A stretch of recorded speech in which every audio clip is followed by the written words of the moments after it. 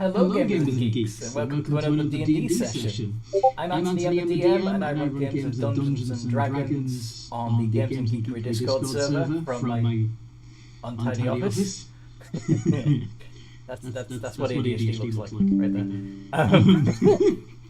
there. Today we are playing Blood Feud. We're on the 45th episode, and it's going to be fun. If you like this content, like and subscribe.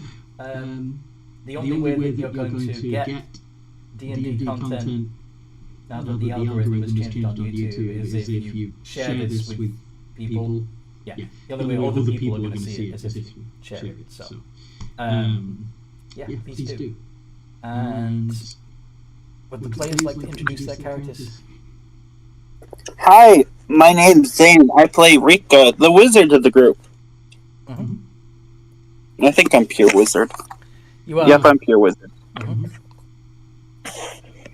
And I play Fia, who is the rogue of the group. And she is pure rogue. Shadakai. Pure wizard, pure rogue. One of those things. You're also Shadakai.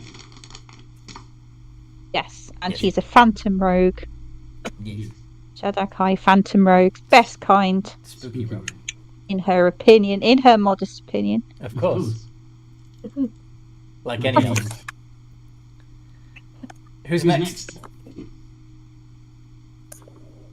I can go next. Yay! I am Rob. I play Malrock Doom Rider, the Goliath Paladin Sorcerer. Not a Death Knight anymore. No. Not yet, at least. Not yet. Not unless he listens to his ghost.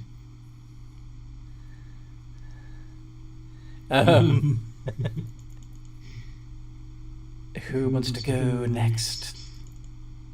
We're waiting for Blood Dancer, Night Watch, Scarlet.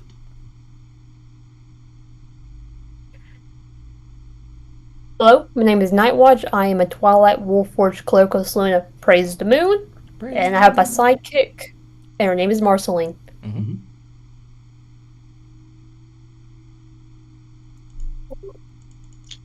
Hi, my name's Scarlet. I play a barbarian magma method. Sounds like you've got a sore throat there, Amanda. Are you okay? Yeah, my voice still hasn't come back, and I'm getting a bit fed up with it. Yeah. I don't want to say our healthcare here because, you know. I understand. We have free healthcare in the UK, and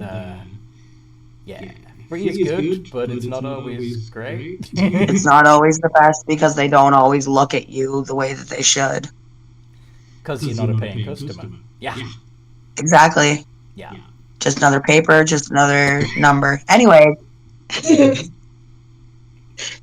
So, that leaves us with Kiza, whose her player isn't here yet. They will be arriving later. And Blood Dancer.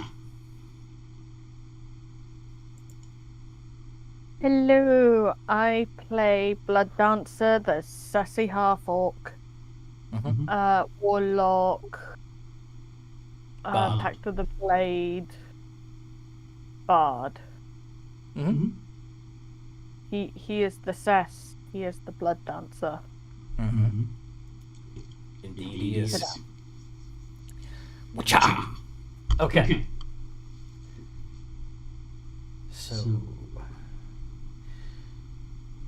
what happened last time we played?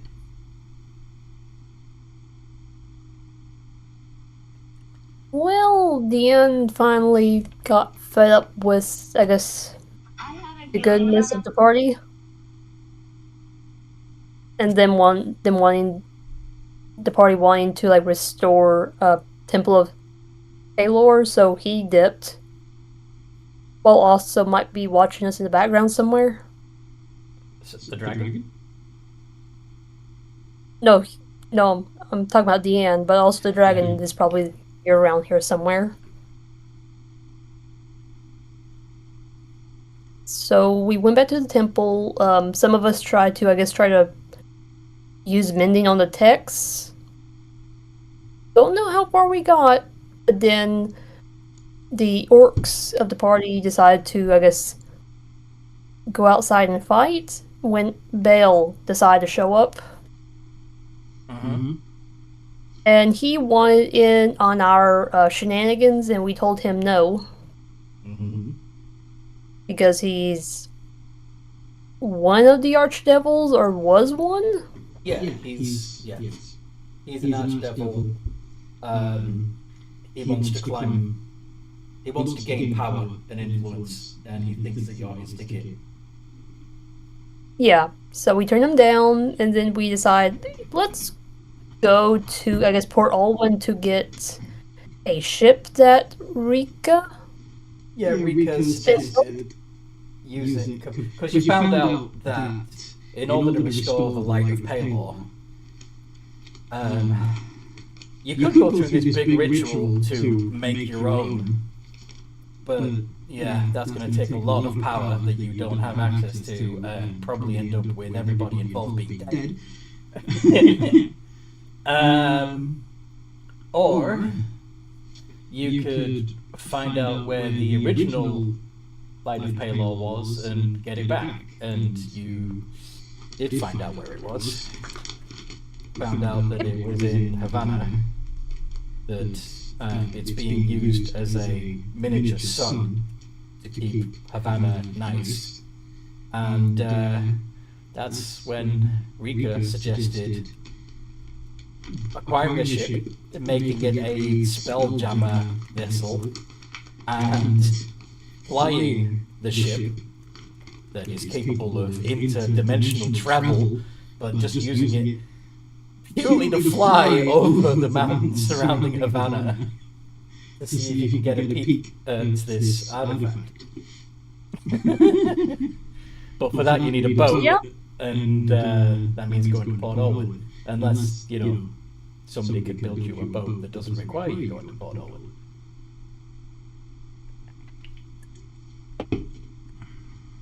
This entire plan does indeed sound bonkers, Rob. You are correct. Yeah. So yeah, on the road to Port Alwin, Zariel decided to make her appearance. Because she didn't want you making a deal with Bale. Even though we turned him down, and she's just being very paranoid right now. Extremely paranoid, yes. So we got into a fight. She thinks that even your denial that you're working with him is proof that he has manipulated you. But anyway, go on. Yeah, you got into a fight with Zariel. It ended in a draw or something, where I think you told us that she was at least half health when she decided to dip. Yes. And some of us are a lot hurt than others, and I guess we're either back in the crater, or we just crawled our way back to Port Alwin. Yeah, I think you limped your way into Port Alwin and got the first... went to the first boarding house or tavern that you could get to, and had a long rest, right? Yeah. Yeah. So yeah, that's where we'll start, with you waking up in the dingy boarding house on the edge of Port Alwin. It's just a big room full of beds. Damn it, the echo's still there. Fuck.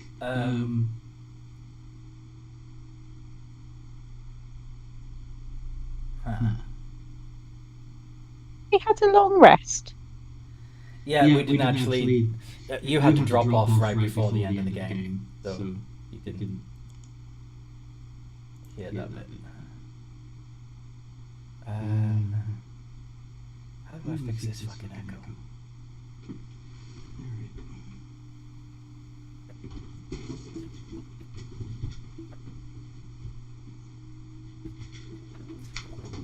I have to go back to my old headphones until I can figure it out.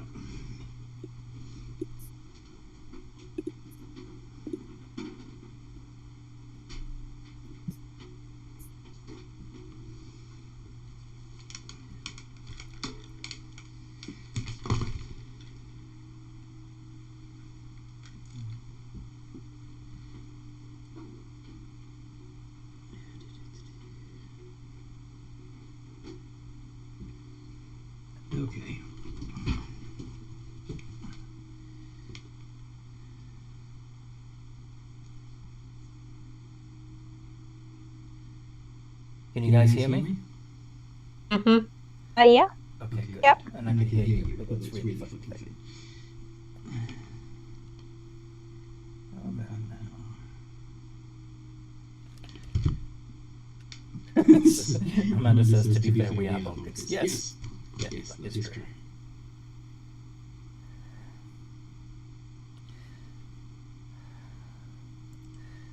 We are chaos. Yes. So anyway, yes, you wake up in this boarding house.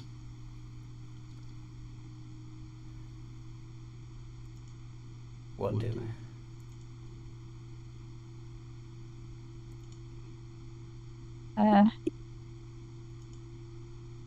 Wonder what I've got myself into.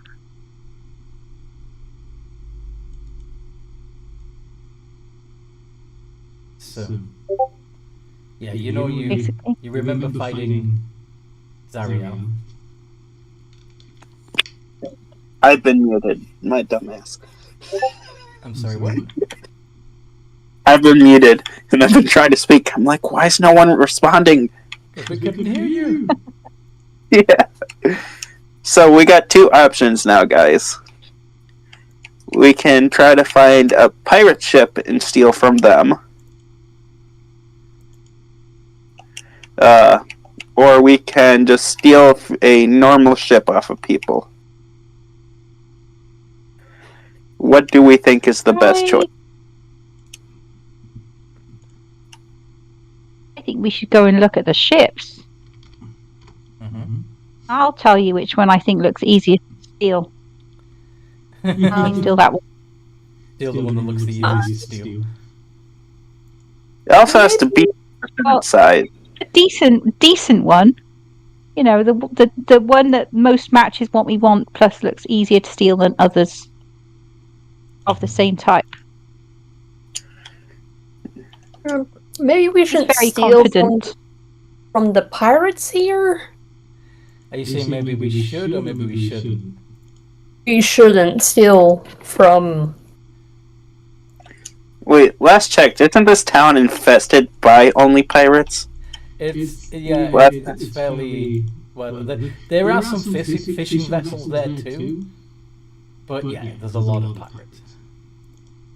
Wait, a fishing vessel won't be big enough. So then what's the issue other than, the pirates threatening to kill us? I mean, they're bad people, aren't they? Yes. Yeah. So in that case, who cares if we steal a ship from them? They're bad people anyway. Yeah. True, but I don't think we want to make their boss mad. Because I think the last time I was here, he was hanging the mayor of this town. Mm-hmm. In his own house. I mean, whoever we steal from, we're going to upset. Like, this town now belongs to Governor Tenelius Courage.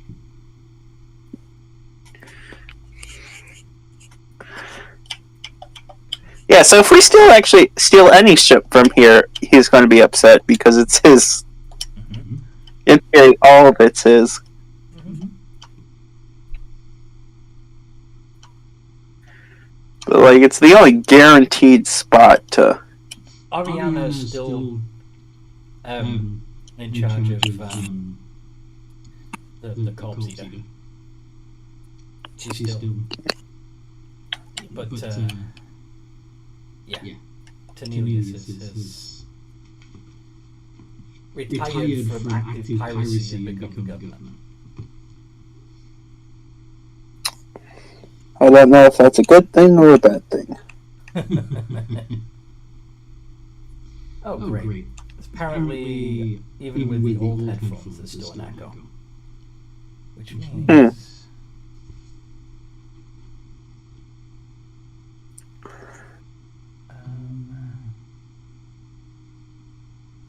Maybe we could buy a ship? Like a small one? It's got got to be a certain. It's got to be at least. Let me double check the sizes and options we have. Let's see. I pulled it up last session. Collection. No, I need game rules. Equipment. Maybe Rob? What did Rob say? What if we charter the ship? Yeah, pay to use it. Mm-hmm. Just rent it. Boring. Boring. But then, Anyone says this but to then feel you gotta lug around the really whole- boring. A waste of money. What did But we you say? point the ship out to me and I'll steal it for you. Russ, I mean. Marceline raises her hand saying, what if we get the pirates to help? Why don't we get the pirates to help? Yeah. Do we want to give pirates a spaceship?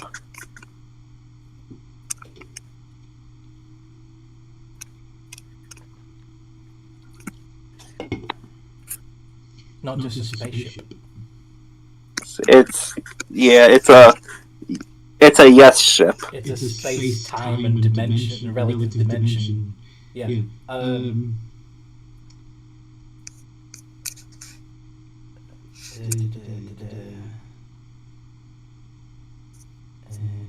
Yeah. Time and relative dimension in space. Yeah, that sounds fancy. Okay, never mind. But basically, you're going to be turning the ship into a TARDIS. I was gonna say, I'm sorry, really? Yeah. Like, so I don't know if it's a good thing or a bad thing that I knew the full name. You knew what time and relative dimension in space was a reference to. Yes. So we need a galley or a warship for size-wise, and does it give me prices through the site? It's in the DMG. Yeah.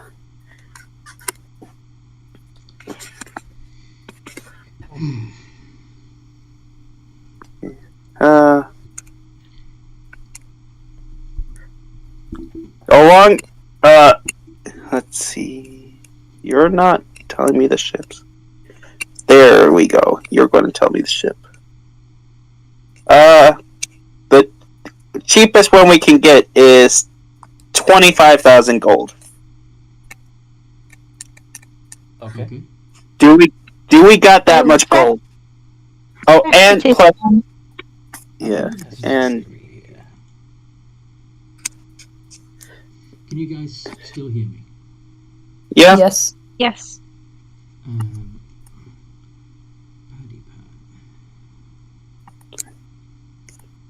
Okay, so 25,000 gold for the cheapest, and then my spell takes 5,000 gold.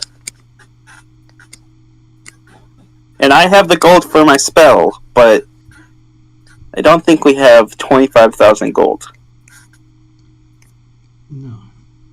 How much gold do you have? Well, actually, That's a bag of holding full of gold. yes. So purchasing a ship outright is going to be pricey. Yeah.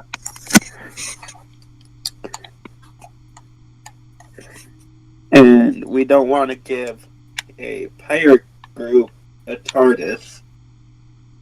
And you don't want to give the pirate the TARDIS. And if we just borrow the ship, we'd have to lug around the, I think it's like 500-pound throne that I make. Oh yeah, that's going to be permanently installed. Yeah. So, if you borrow the ship, if you lease the ship, you're going to have to break the spelljamming helm before you give it back, or even arrange to have the ship destroyed. Yeah. And at that point, why not just keep the ship? Like, Destroy a ship.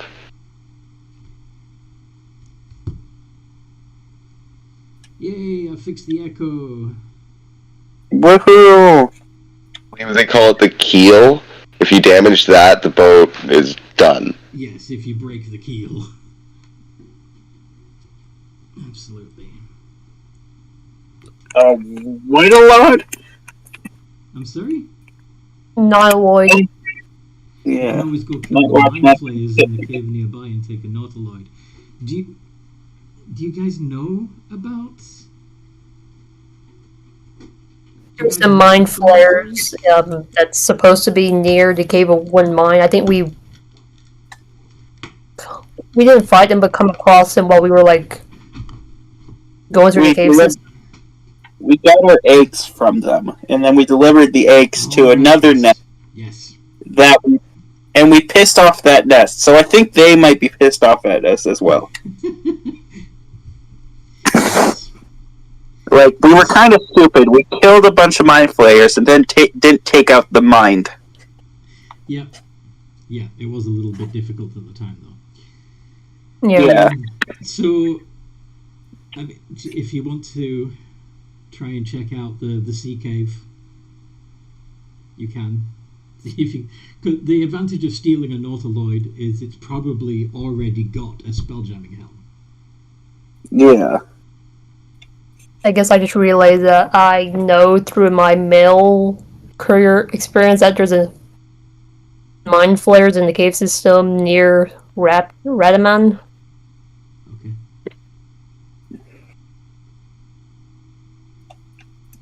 Out of character, is there a guarantee that each group of mind flayers have one of those ships, or is it like some do, some don't? Some do, some don't. So we got a risk of if we attack them, whereas we have a guarantee with the pirates. There's plenty of ships in town.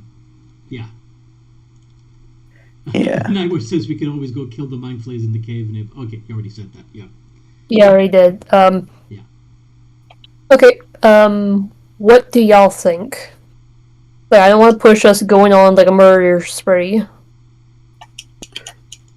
I mean, we just had to steal one ship, not kill the whole fleet.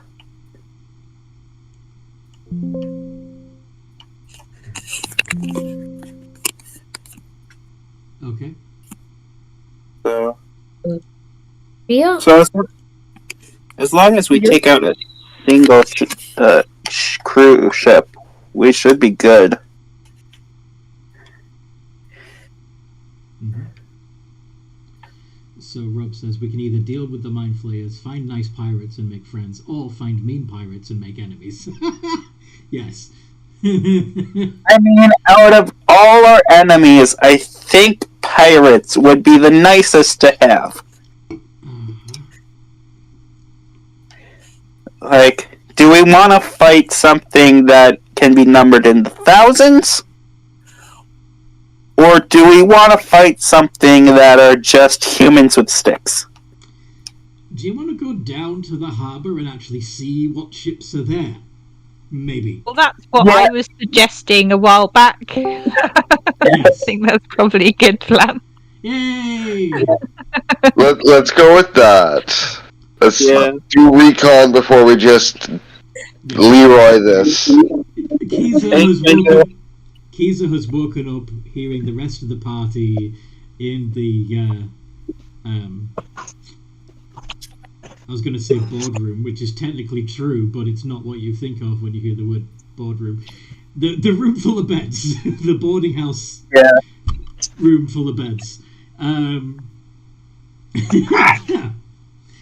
You hear them discussing the taking of ships and finally deciding that maybe they should go down to the harbour and see what's there before they decide, and then decide which ship they're going to try and take. Do you have... Go on. Oh, dear heavens. Your copperhead friend is just watching the rest of the party with amusement.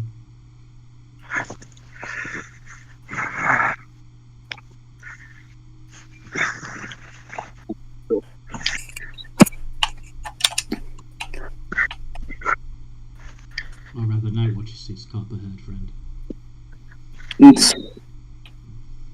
Blood Dancer freeze. As Blood Dancer's already leaving. Yep.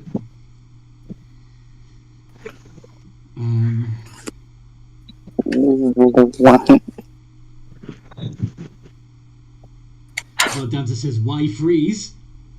Yeah. Malrock, why should she freeze? Why should he freeze? Sorry.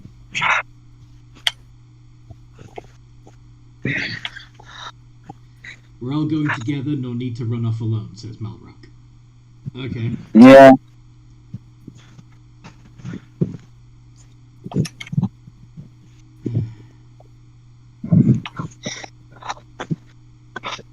Knowing Blood Dancer, he was going to go do something silly or chaotic. Blood Dancer claims they were just going to hang it outside. You were going to find the demon and cause problems. I was just going to hang outside. Given what Nightwatch had previously said about the history of this town, and how there had been a public hanging... Are you talking figuratively or literally? Literally. Literally. I'm pretty sure the captain also has like a bone ship. We could steal the bone ship and make it a TARDIS. No! No, that doesn't sound good. But think of how cool that would be. We'd be going on a... We could go on a trip in our favorite rocket ship. You know what? You do you. You go... Do not encourage Rika to go do him. That will end do not encourage me to steal a spaceship. Last time it happened, I crashed it. Out of character. Okay. So, no, I don't like that. I don't like the plan. I don't like the sound of that plan. That sounds really bad and dangerous. They're just pirates. They're just pirates. All right. Yes. I'm just a half-orc. And you're just a and we're all just something. So, yeah, let's not. We'll find the meanest-looking crew, and then we'll have a contest to see who can finish off more pirates first. Wait, let's play a Davy Jones game. Let's gamble. Let's gamble their ship. No. Oh my god, do you have any... Yes, I'm sure you actually do. But just because you have ways to manipulate fate doesn't mean that they don't too. Let's not risk it. No, I don't have any way of... Do I have any way of manipulating... He checks his spell book real quick.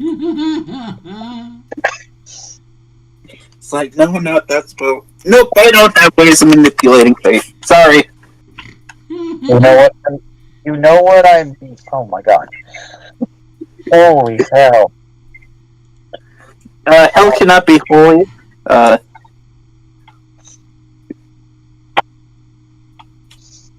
So, have we decided on what we're going to do? It sounds like we're going to be using a lot of people openers on things. What? A lot of people openers? People openers? Okay. Yeah, people openers.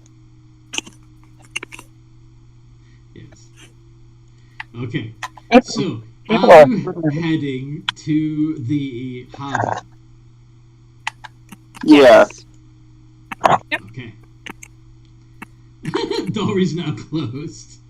So now that Blood Dancer has closed the door, everybody wants to go through it. Okay. So you leave the boarding house en masse. We all have the best timing. Yes. 9 Watchstars writing her will. Okay. You're so dramatic. You head through town. On the way down to the harbour, you see a variety of shops. Most of them are... there's a lot of fishmongers and fishing supply shops. There's also a large number of pawn shops selling all kinds of trinkets and treasures that the sailors have brought with them from their visits overseas. Kyle, stop.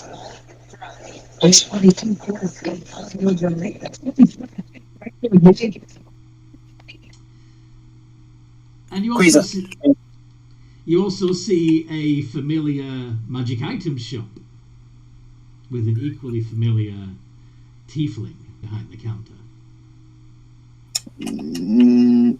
Rika's never met the dude, so he's not interested. He wouldn't. He's not interested in a magic item shop.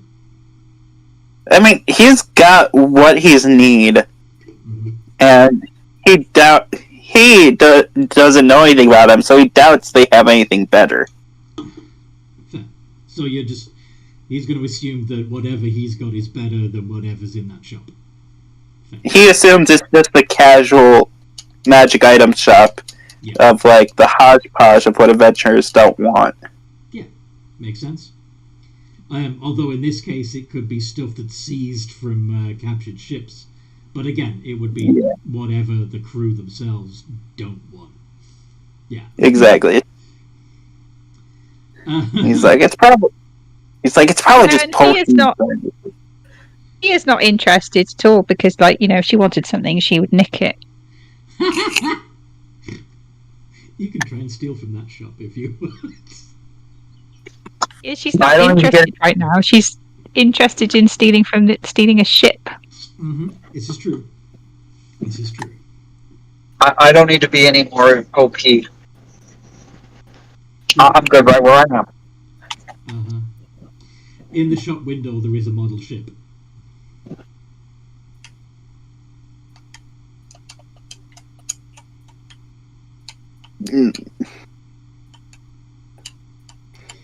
Begins to wander. The Blood Dancer begins to wander in the direction of the magic shop.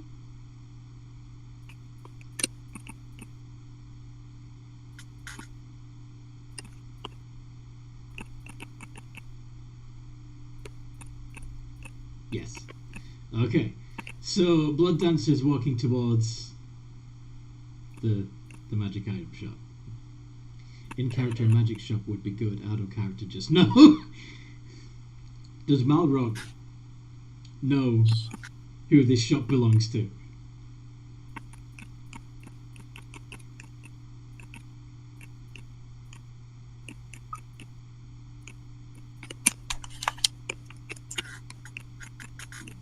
Malrock doesn't know. Okay. So would Malrock follow Blood Dancer or try to grab Blood Dancer and pull them back? In the spirit of, we have to stay together. Yeah.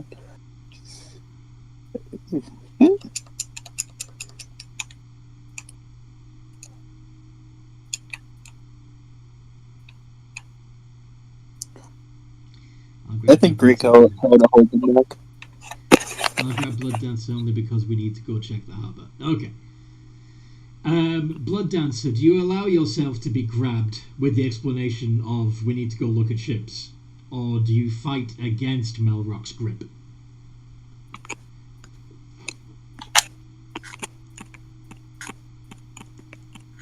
Sean.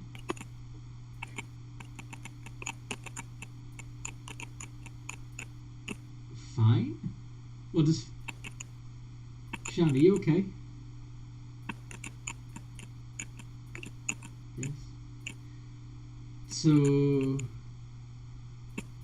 Fine, you allow yourself to be grabbed? Okay. Fair enough. Alright. It would a lot be easier for me to interpret what you mean if you were actually talking. We can shop after business first, then pleasure, says Malrock. Jokes on him, I don't have to... Jokes on him, I don't have to walk. Oh, you're assuming that he's going to continue carrying you, huh? He was just pulling you away from the shop. Unless you want to climb up onto Malrock, which he may not allow, because you are half elvish, but you're still half orc. Also, it means you're not exactly the lightest. You calling her him? Give me Blood Dancer if we're that worried about him. Gonna wander off, probably. Until we're out of the shopping district, I'll be nice and let him Yoda on my back. Okay. Yay! Okay.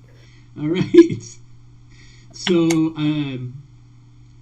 after you've gone past the shops and you find some more you find several drinking establishments and bookies and the like, weapon shops, and then you get down to the harbour and you see a variety of ships in harbour. Some of them at one end, like the southern end of the harbour, you see a lot more shipping vessels and merchant vessels. But as you scan from left to right, from south to north, you see some more exotic ships. You see a wooden ship sitting high in the water that has the heraldry of a knightly order festooned on its sails, specifically an image of a gallant knight murderizing a dragon. The next ship over is extremely strange looking. It seems to be mostly made of metal, and yet seems to be sitting almost as high in the water as the wooden vessel next to it.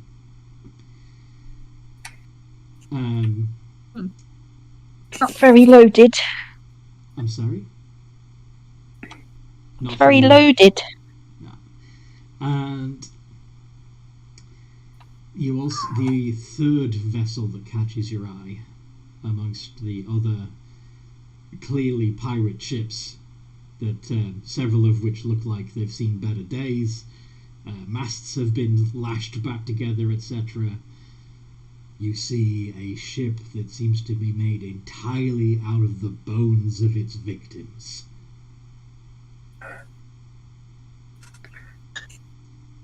I vote not the creepy ship, and probably not any of the ones that look like they are in bad need of repair. That's my vote. I can't remember. Are bones more durable than metal? Are bones more durable than metal? No, they aren't.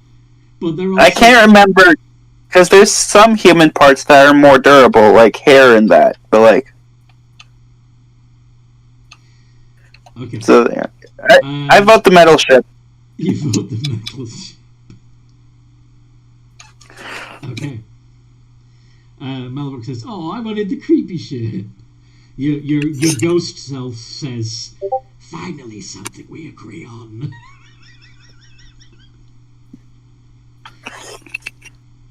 Malrock, if you want, we can come back and steal all the ships.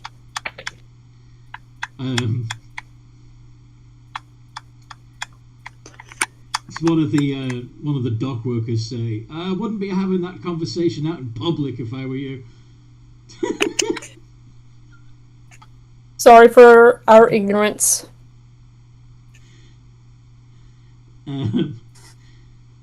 Blood Dancer, when you said that one looks cool, which one are you referring to? The bone one. The bone one. Yes. So, Malrock and Blood Dancer like the look of the bone one. Keitha seems to be against the bone one. Yes, but also seems to, like, their body language shows that they prefer the wooden vessel.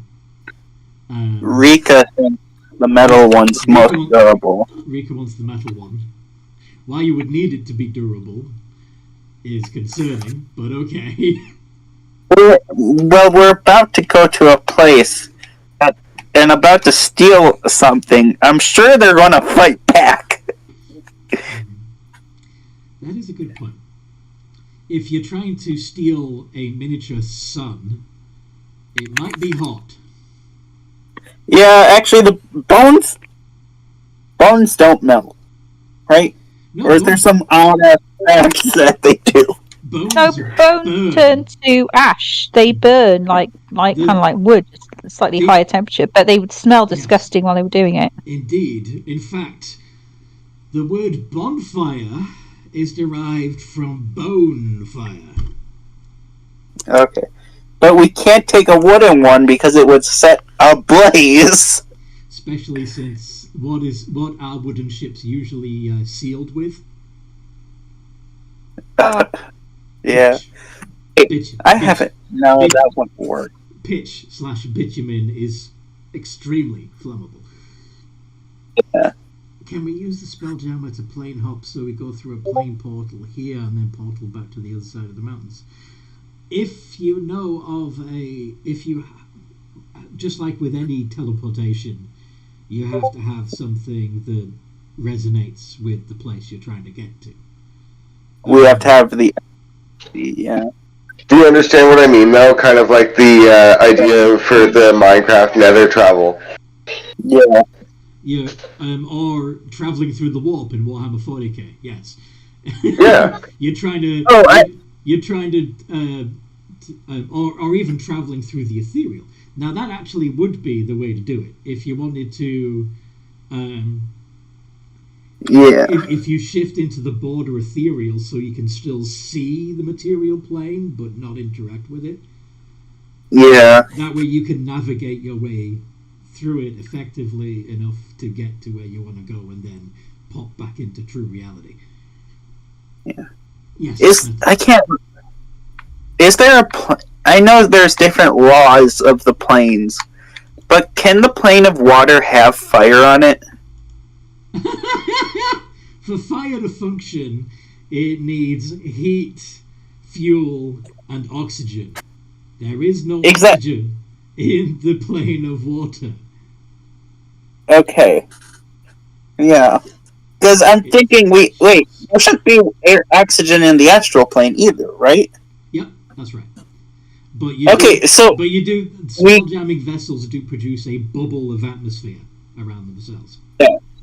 I'm just thinking of a place where the fact that even though it's so hot, it won't set fire to the ship if there's no air for it or any fuel for it to do. But then when we have to bring it to our destination, it will just like whenever we won't be able to bring it anywhere else, would we? Because it would immediately incinerate the ship the minute we came out of the astral plane. So, you know what I mean? Like we need the metal ship basically, but again, the metal ship, metal conducts, so we need some kind of guys, thing to stop ourselves roasting to death on the deck. Guys, there's such a simple solution. We're already going to piss off Grandma, right? Yeah. You guys have the magic teleportation things, right? You mean the necklaces? Yes, the necklaces. If you know the door that you're trying to get to, then you can. No, that's not what I'm thinking. A ship has a door, right? Like, it's almost guaranteed. So why don't when we steal the sun, one of you that has the sun rushes into Grandma's academy with it, while we fly the ship over to the temple?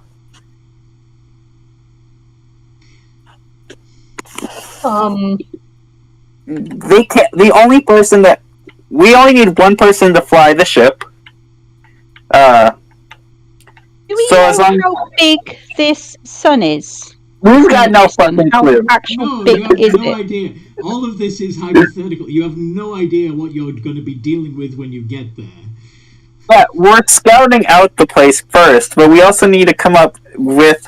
Some oven mitts to handle it with. And Grandma's Academy would be the perfect oven mitts, because we're already going to piss her off. I volunteer as tribute, I guess. You want to be the oven Wait a mitts? minute. Wait a minute. The sphere version of Wall of Force around the sun. Yes. Hey, Nightwatch, you're perfect for this. We're all so stupid. The resilient sphere. Yeah. Like, Guys, they're there's stupid. spells that could block that I think could block the thing. Not that my character knows them, but yeah. Wizard's Nightwatch. way overthinking this. So so Malrock is saying out of character. So your idea is to steal from one of the big three, and then run to an area run by a second of the three. Yeah. That is allied with the first. Yeah. Yeah, who is in fact the sister of the first. Actually, I just realized we don't need to. Nightwatch, you're perfect for this. You can just eat the sun, and then recreate it later. What? Her damn, I her will ability to explode! eat. You might. Force, resilient sphere, force cage. Any of these things ring a bell.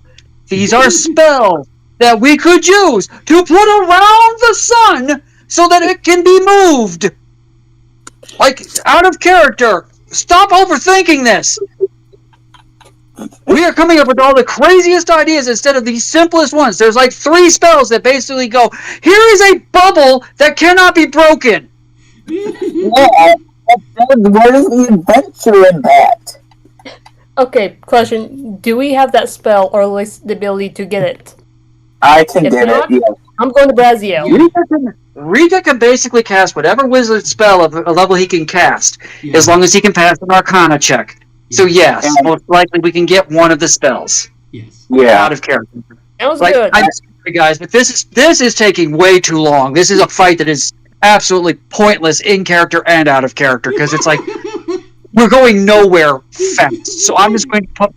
So I'm sorry, but I'm putting my foot down and being like, "Come on, guys, please, let's actually progress." I'm not going to spend all session arguing about how to move a sun, especially when it's already late. This just seems like a really bad idea. I agree, Sorry. Jeff. I agree. I apologize. I am just wow. That was just. Ooh. All right, my rant's over. I'm going to go back to being quiet for a bit. Pick a ship. So, let's go get the metal ship. Is everybody We need to okay get with them. the We metal should ship? get the metal ship. Metal ship is probably the best. Probably the most durable. Uh-huh. Yeah. I reckon. Okay. Okay.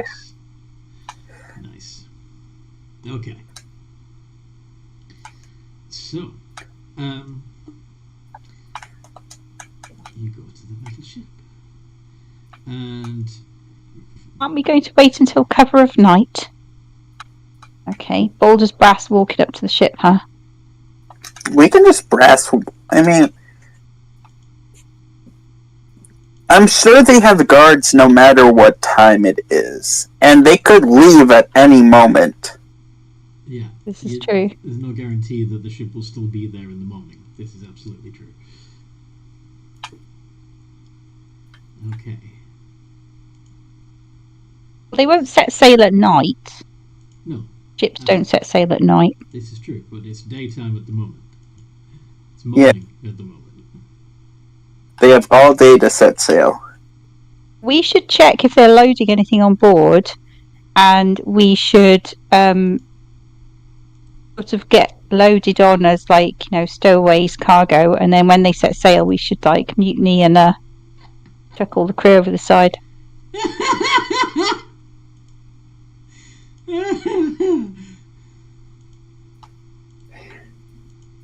That's Fia's suggestion, anyway. What Someone else would go, no. Nope. The strange metal ship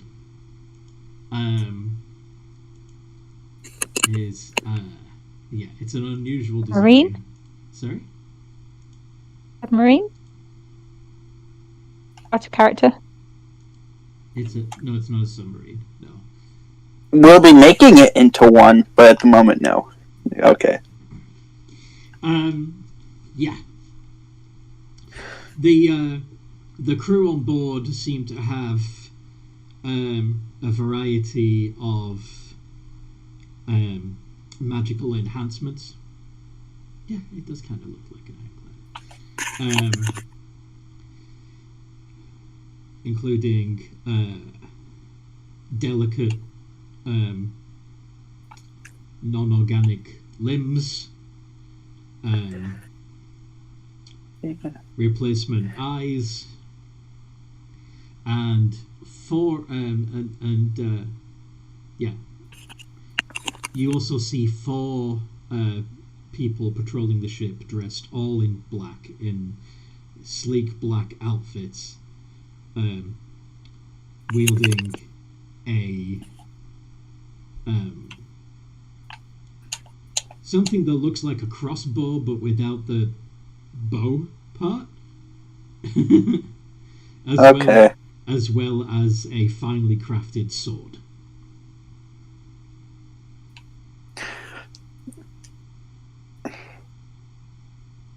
I mean, we can, if we get on the ship, all of us, it only takes me a couple of seconds to get the helm made, and we can sail off with it, and then just deal with anyone on ship, so that no one can come with it.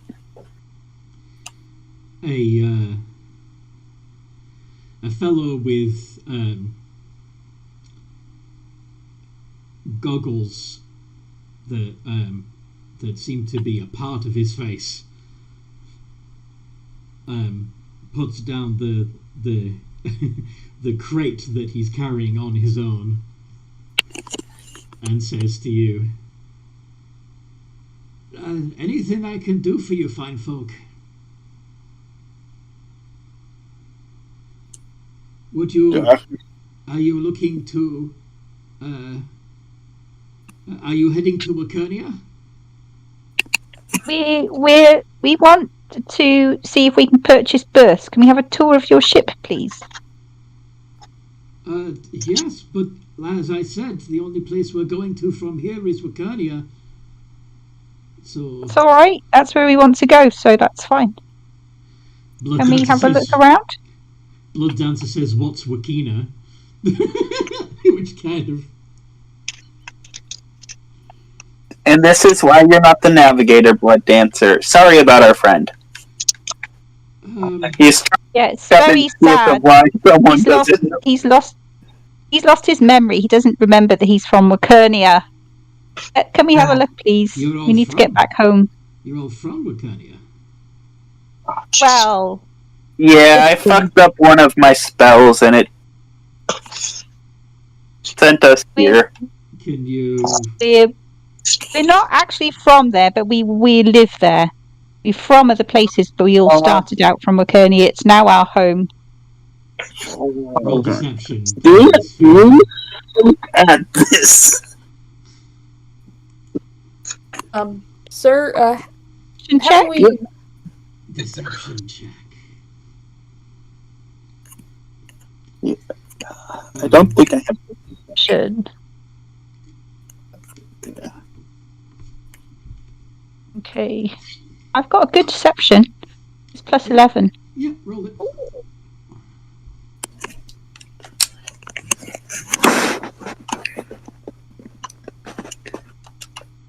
Dirty 20. Keith, are you asking why in character or out of character? I know the name, but I'm drawing a blank.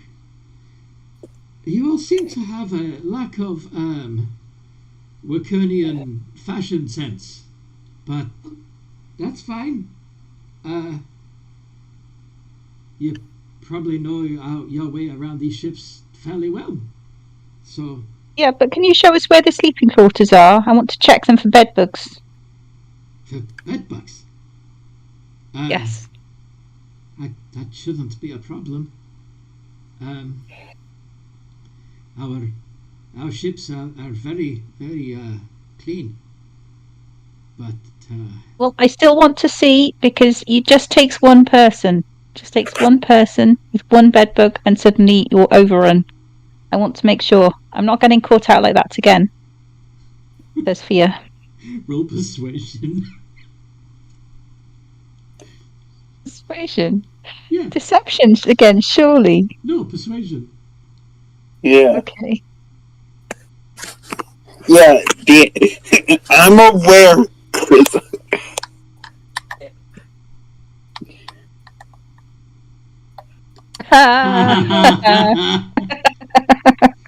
I'm just You're not going to beat me about the bed bugs. I'm gonna elbow Theo and be like, sis, it'll be fine. I'll just get rid of them like last time. Like, There are no bad bugs. We take pride in our vessels.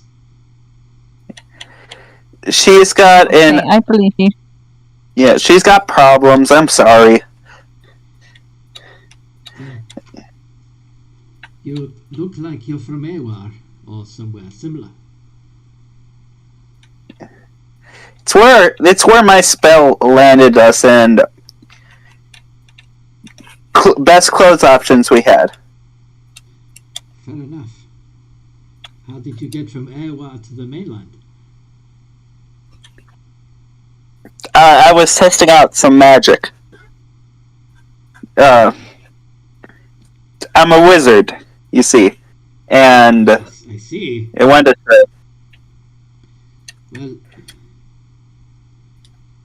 I don't know why you bother with the spell books when magic is available so easily, but perhaps not so much here.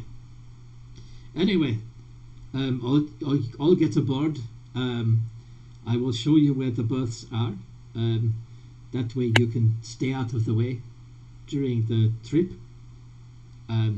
We are obviously not a passenger vessel, so we do not have much in the way of amenities for you, I'm afraid, but you are welcome to join us in the mess hall when the cook serves food. Thank you, that would be great. Excellent. If you would just follow me. And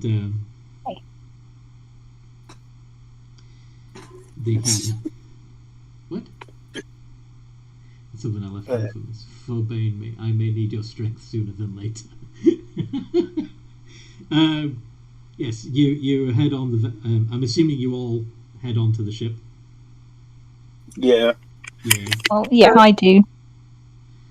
Yeah.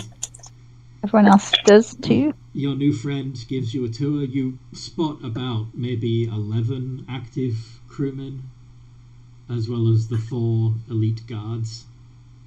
And then you're led to an area of the ship where there are several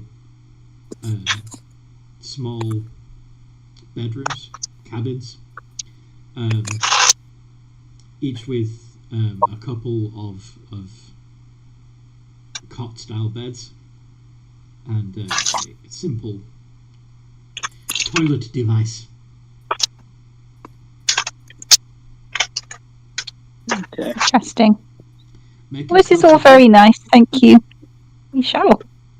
Thank you very much. Very kind of you. We shall be setting sail shortly. Understood. Okay. Gods, what are we getting ourselves into now? So, Yeah. I guess next part is, I mean, I can just do it from this room. it's a very small room. Yeah. Maybe you should actually explore the ship first before you just start randomly doing things. Yeah. Fine. Also, I've never heard of Vikernia before. Me neither. Actually, can I do a history check to see if I've heard of it? Vikernia. Yes, do a history check. See if you've ever heard of Vikernia before. 26. Wow. You have heard of some obscure references to an island nation that off the coast. That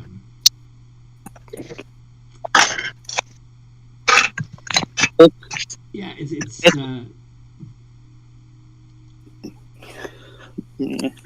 yeah, just only Rika has heard of it. Yeah. It's an island nation off the coast. They probably aren't going to believe. The guy may have believed us, but who's ever in charge of the ship probably won't. So we should probably be quick about this.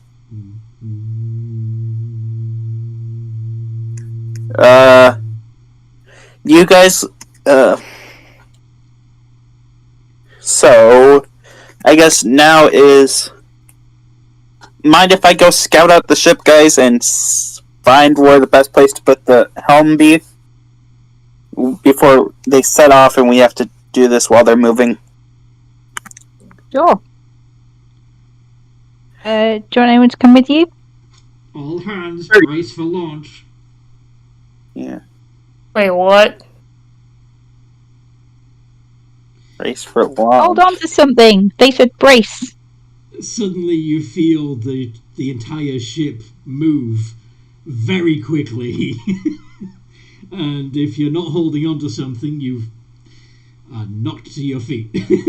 Not knocked off your feet and land on the nearest seated object or the floor. Blood Dancer will fall. 3, 4. Okay, so yes, we'll see legs. So once the ship starts going, it seems to maintain a steady momentum enough for you to adjust your balance. I guess now is better than ever, right, guys? No time to. Let's do it. We've got to do it at some point, otherwise we just end up in Vikernia, wherever the hell that is. Okay, we should set up roles for this, because I'm going to have to pilot the thing. Pilot what thing? When I create the Spelljam helm, I'm going to have to pilot it. Okay, yes. But first, you need to find somewhere you can set up the Spelljamming helm. Yeah. So, want to explore the ship? Yeah, that would be best. Okay. So, at the moment you're somewhere near the back of the ship, below the main deck, but above the engine room and the hold. Where do you want to go? Do you want to explore the rest of this deck, or do you want to go up or down? I think up would be best. Up. Get to wherever. Try to find where, like, the captain, like, pilots the ship. Okay. So, I mean, when you were being escorted on across the deck of the ship, you did see the bridge of the ship near the back. Okay. So you're going to try and head up to the bridge? Yeah. Alright. Who's gonna... Are we all gonna head up, or just a few of us?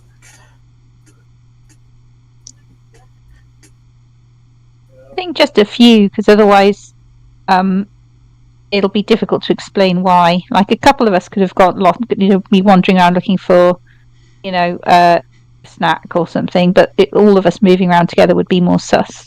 A little bit. So if other people want to go, Fia will stay behind. If nobody else wants to go, we will go. Zia has a point. We probably should not split the party just in case a fight does break out. That is also true. Don't split the party. But if we all stick together, they're going to get suspicious. Newsflash, genius, they're going to get suspicious regardless of what we do. If we are just walking the ship, like, that's like 1 or 2 of us. Okay, I'm going to try this again. They said this is not a commuter ship, which probably means it's military. Where do you think they want us to stay unless it's food time? In the cabins. You didn't say anything about we couldn't wander about. And obviously you can walk out on the ship. I am a former knight. That's how the military behaves. They're not going to tell you that because they're going to assume that you have enough knowledge to understand it. Especially if you're claiming to come from their place. Everybody there would understand what's going on. He did kind of say it's going to look really weird no matter what we do if we leave these rooms. Sorry. He did kind of say that you can be here and not be in our way. Yeah. So he didn't say you had to stay in the rooms, but he did suggest that it was for the best that you stay out of their way.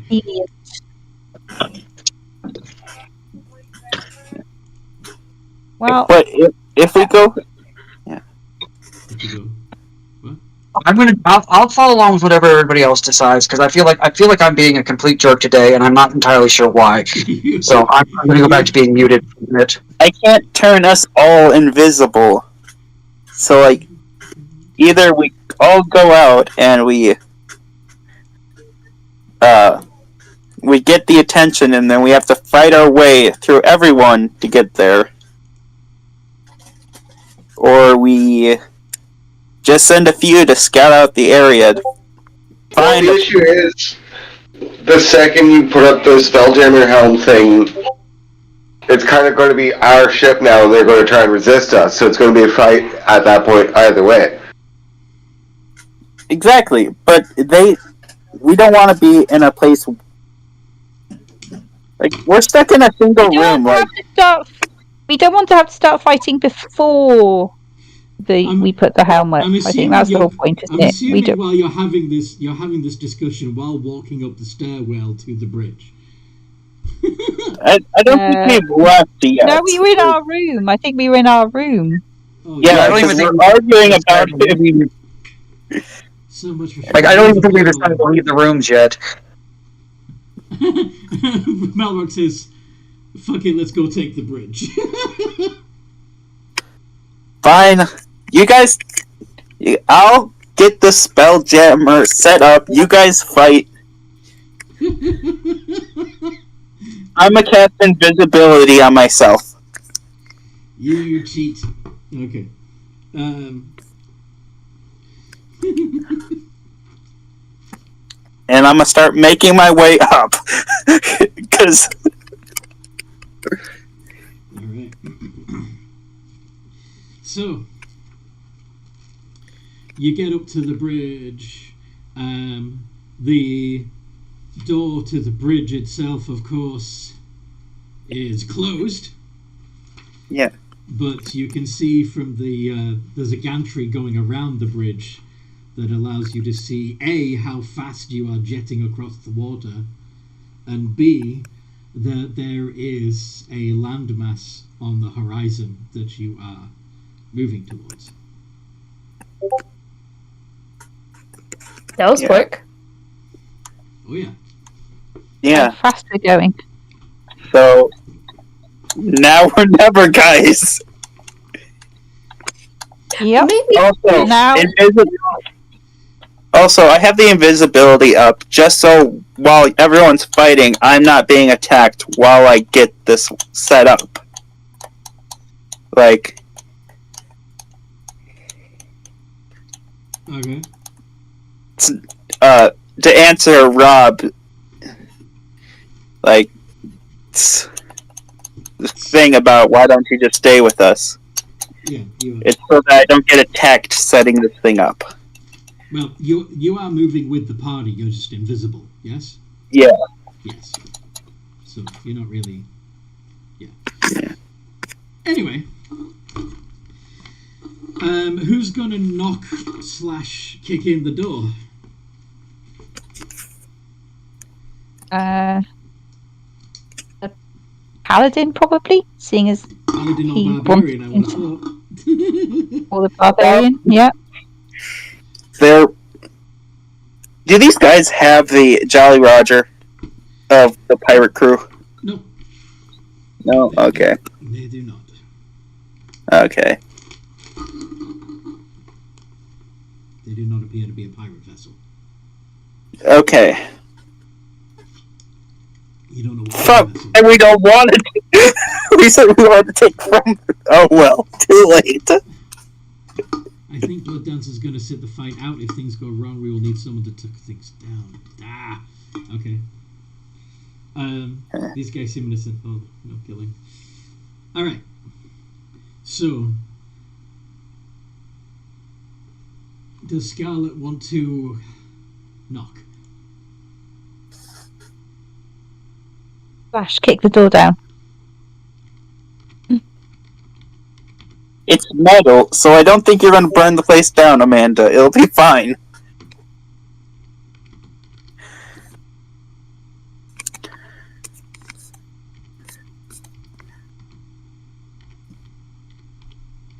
Yeah. This is also kind of why we had to take this ship, because Amanda can't be on the wooden ship.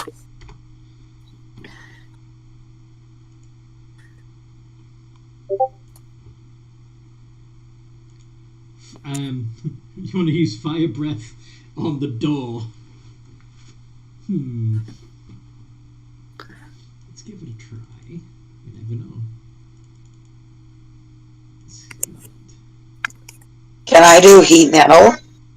Yes, you can. You do have. What's the difference between heat metal and fire breath? So a heat metal spell.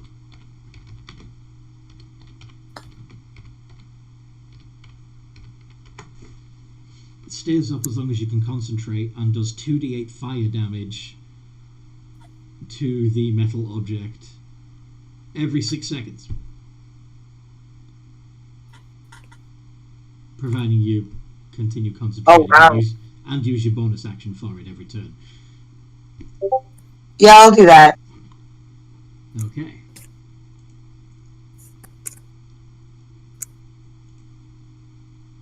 Okay. So the door begins glowing red hot. And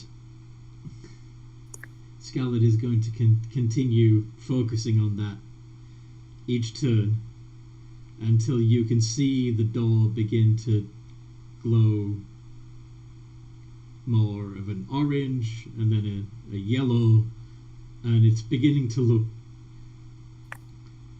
droopy, soften. Scarlet, you're the only one that can move that without getting hurt. Yeah, you should be able to push your way through now if you wanted to. Yeah, it's all good, Quizza. Yeah, Scarlet, you're immune to fire. You're the only one that can do this now. We're gonna need your help. You wanna, ooh yeah, through the door?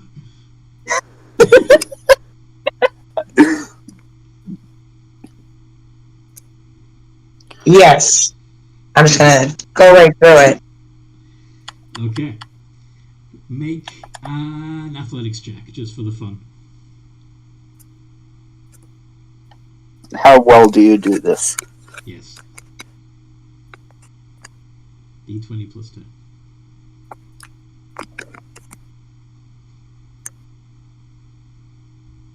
Huh.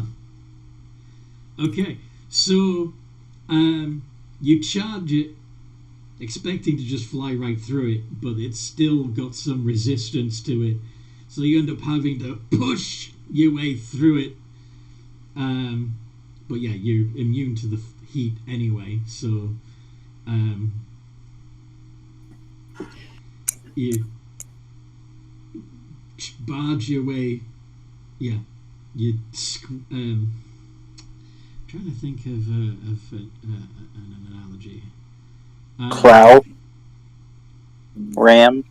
No. Like a hot knife through butter. Except not quite. Like I said, it's not that easy. It's like the surface of a balloon, I guess, right before it pops. You're pushing into a bubble. Yes. Eventually you burst through. Do you say anything as you pop out the other side? Scarlet. Is Johnny? Room service. Hi, I'm Chucky. Wanna play? Trying to think of something clever. You can just go yeah if you want. Here comes the heat wave.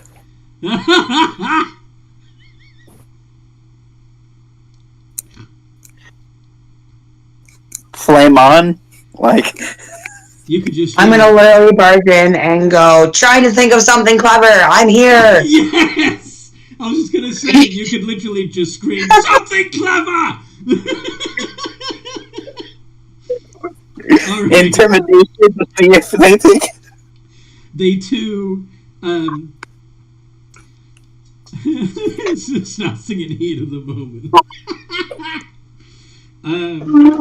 Okay, so as the door cools, because she's going to drop concentration to focus on the fight, you see through the burst door that there are two figures standing over the control consoles of this vessel. You can see all kinds of levers and dials on the thing. Both one of them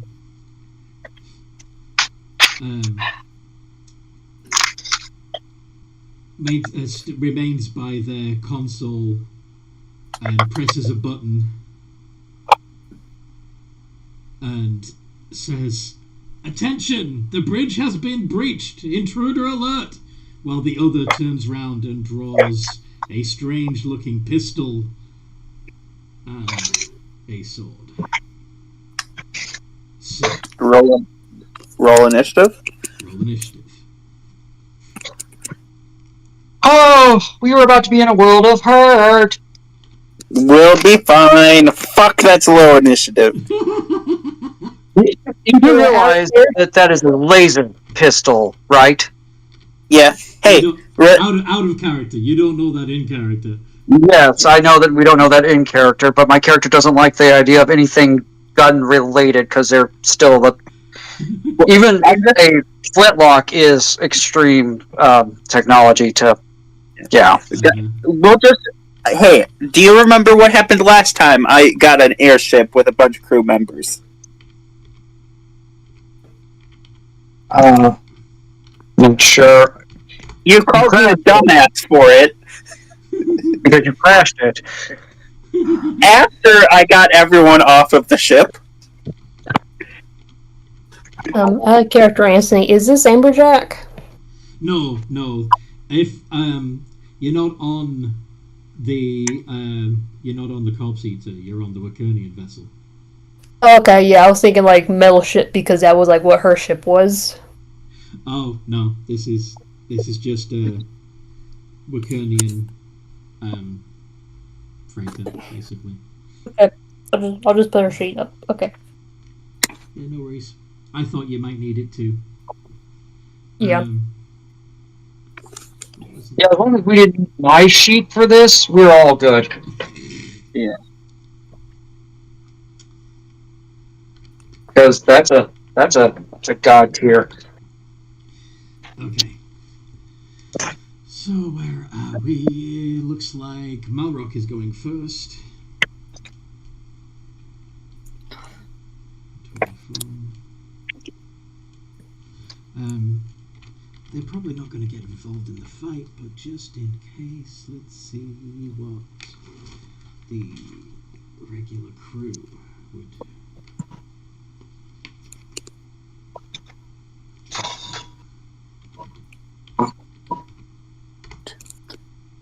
Okay, so Malrock is on 24. Kiza is on 20.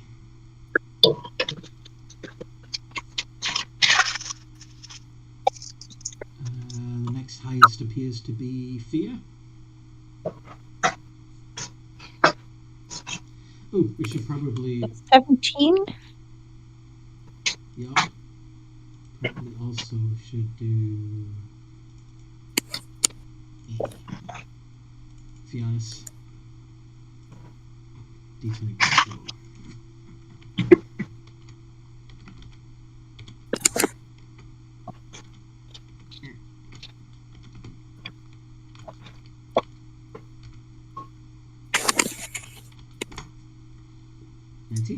Okay. Your brother goes before you. And then Well, he was born first. It makes sense. And then Nightwatch. 13.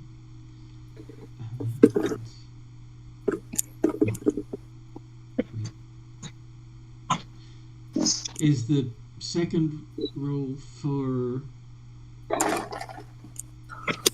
second rolls for Marceline.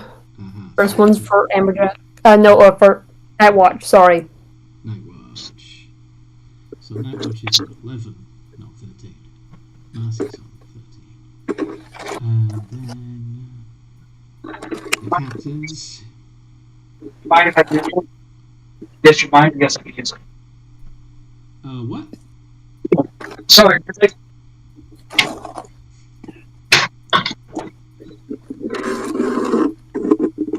have no idea what's going on there.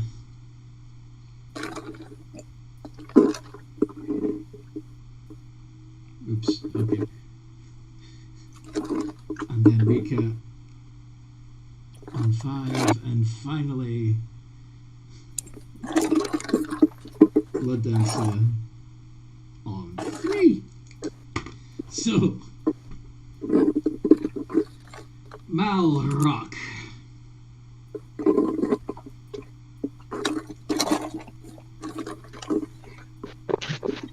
Oh boy. Zane, what the hell are you doing?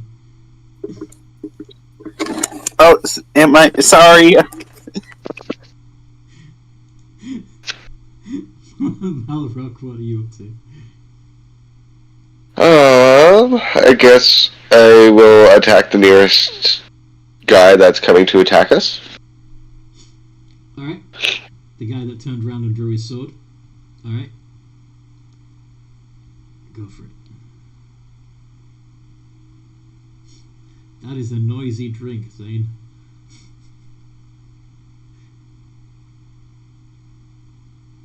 $13.18. Okay, yeah, both of those hit.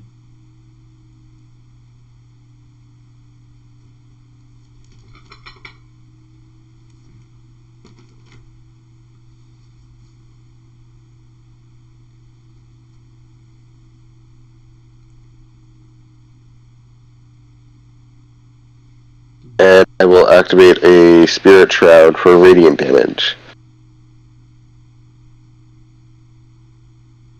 Which essentially doubles the damage on my attacks. Okay. 36. Delightful. Kiza.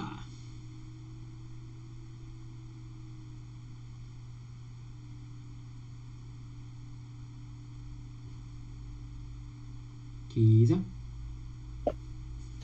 Yep. How bad does the one that Malrock's fighting look after his attack? He looks surprised at the intensity of the attack, but he doesn't look cowed. Does that make sense? Can I get into flanking position with Malrock? Toby, knock it off! You want to have advantage on the attack, do you? If possible. Okay. Cool. Bonus action. I'm going to cast Hex. And then I'm going to attack 3 times with my greatsword. Okay.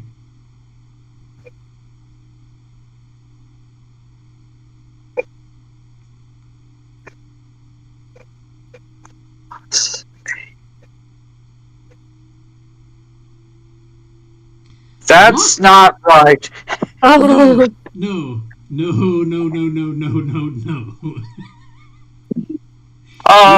do not get to roll a d20. I accidentally. I apparently, yeah, that was an accident. That was not at all right. I am sorry. Okay.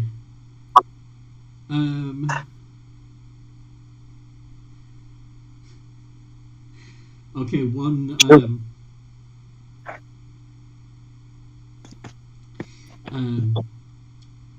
Yeah. 2 hits.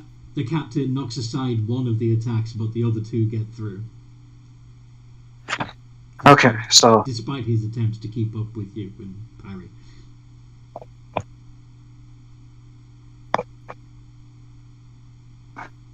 any resistance or immunity to necrotic damage, Anthony? Mm-mm. Okay. So They're augmented, but they're still just people.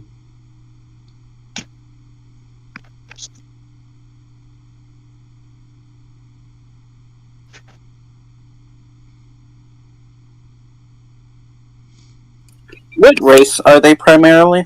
Like, Human. are they it appeared to be human. I think. Yeah. Okay, okay. Okay. You're disappointed by that? No, I'm just making sure it's not something else. They appear to be human. Human, okay. As long as it's not my work, I'm fine. Your work? His augmentation work with Rika, which it is definitely not. Yeah. Alright. What Rika used to do. As long But As anyway, long as that's my movement, that's my action and my bonus action, so that's my turn. After I hit them for 55 points of damage. Yeah, they're not fiendish, they're not undead. Fiennes is going to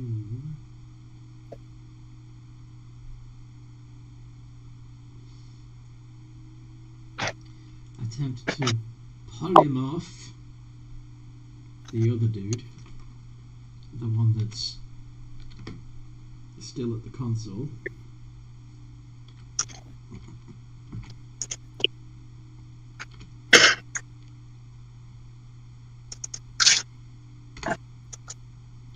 That's a fail.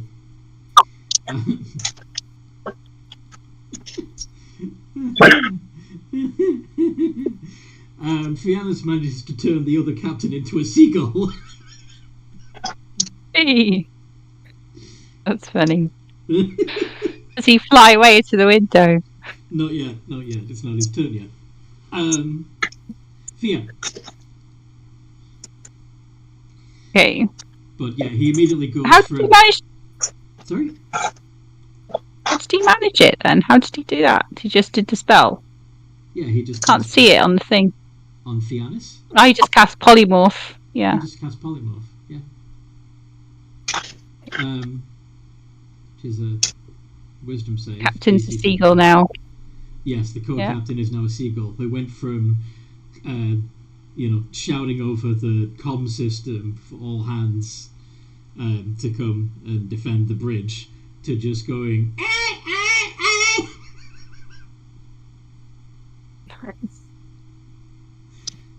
That's so funny. Okay, so Thea's just going to attack with her bow. Okay.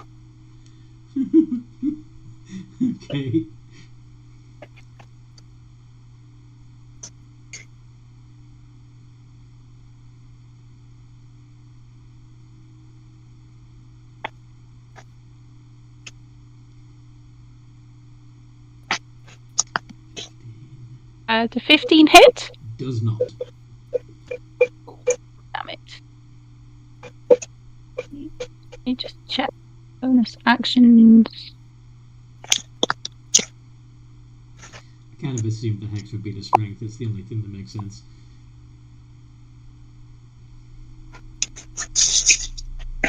Okay, I'm going to do Ghost Walk as a bonus action because I haven't done it before. It's a bonus action, you assume a spectral form.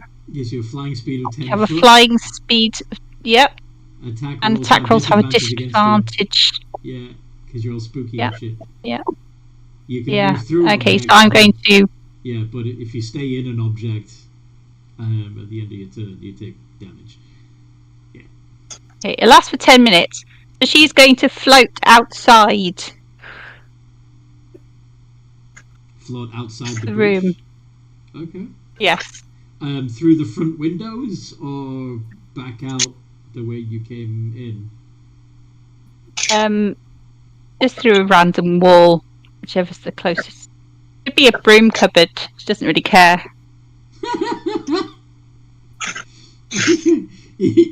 You glide through the nearest wall and see the ship's guards sprinting towards the bridge. All 4 of them, weapons held high. Okay. I will probably move up through the ceiling then in that case. Or like, I would just move away from where they were. You gonna go back into the bridge? What's on the other side of this corridor? Remember, you've only got a... Oh yeah, I've only got 10 feet. Yeah. Okay. Okay, well I pop back in. If I pop out and I see those people running towards me, I'll probably pop back in. Okay. And then... yeah, did you... Assuming the walls aren't 10 foot thick. They're not, no. Yeah. Charlotte! So you've got the one of the captains is being fought. Yeah, Malrock and Keezer are fighting one of the captains, and the other captain's a seagull. What do you want to do, Scarlet?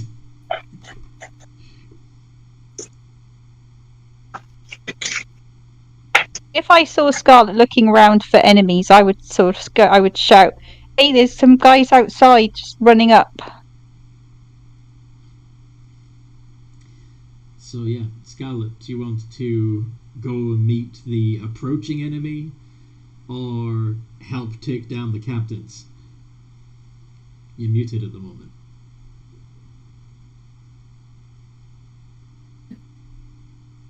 Amanda.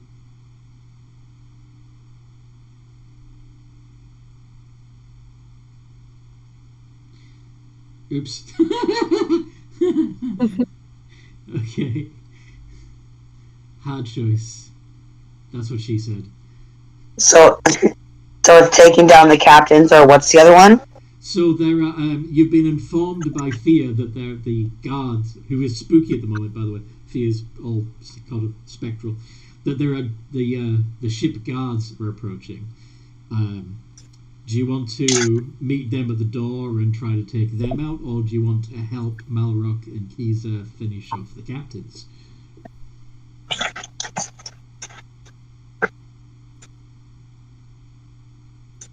I guess it would make more sense to be at the door to wait for them. Okay. So you've got a 40-foot movement. So yeah, you could probably fly back out the room and around the corner and be able to see the guards running along the gantry toward you. They're not close enough to hit in melee yet, but do you want to throw something at them or fire breath?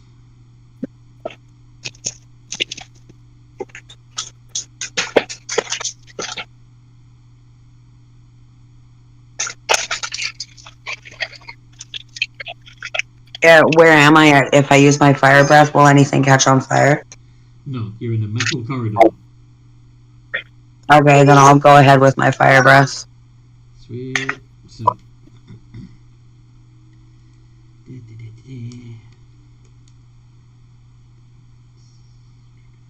Plus 7. Let's get 2 of them caught in the blast. Ooh, 22 and 14, and your spell save DC is 14, so they pass. So they only take half the damage. What level should it be? Oh yeah, it's just 2d6. So, yeah, 2d6 divided by 2. We should probably make that a little bit stronger now that you're higher level.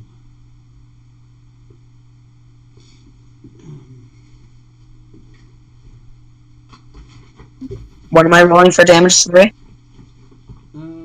Just deciding that. Sorry. I'm going to... Oh no, it's okay. I thought that I missed it. No, it should be 2d6, but it's I think you'd be stronger than that by now. I think you'd be able to do more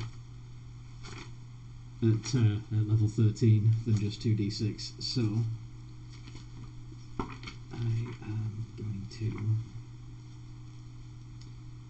draw some inspiration from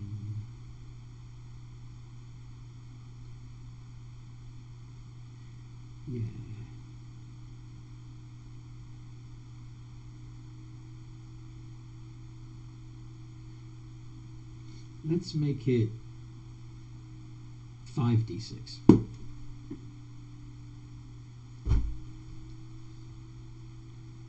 Mm-hmm. 15.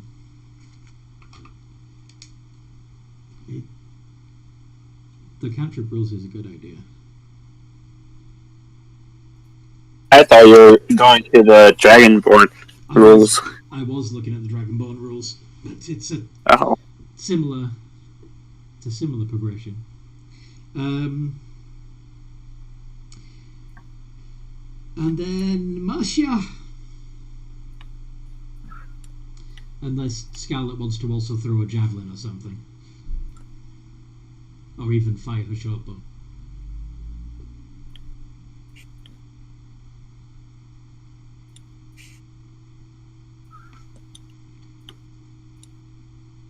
Throw a javelin. Okay. D20 plus 10.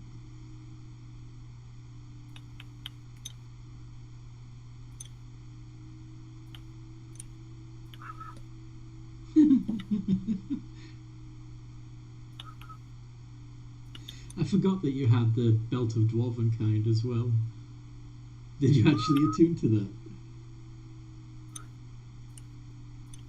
I think you did, yeah. Wait, who has that? Scarlet. So does that mean she's got a beard? I mean, given that she's been wearing it for a while now, and that each morning there's a 50% chance that she's grown a full beard, yeah, I think so. But she's also still a magma method. So even if she did grow a beard, it would probably immediately burn itself down to the... And that's like a fire beard. It could be, yeah, a permanently on fire beard. It also gives her advantage on saves against poison, resistance to poison damage, additional dark vision to 60 feet, and the ability to speak, read, and write Dwarvish. Yeah. But yes, she's got a fire beard. But yeah, the 28 hits, and that would be a d6 plus 5 points of damage.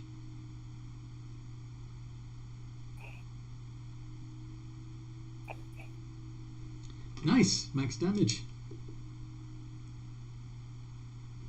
Very well done. Okay, then it's Marcia's turn. What can Marcia do in this situation? Okay, Marceline is going. Marcy. Yeah. Go on. I'm guessing the chair is unoccupied. The Do chair. you want me to hold her? Which chair are you talking about?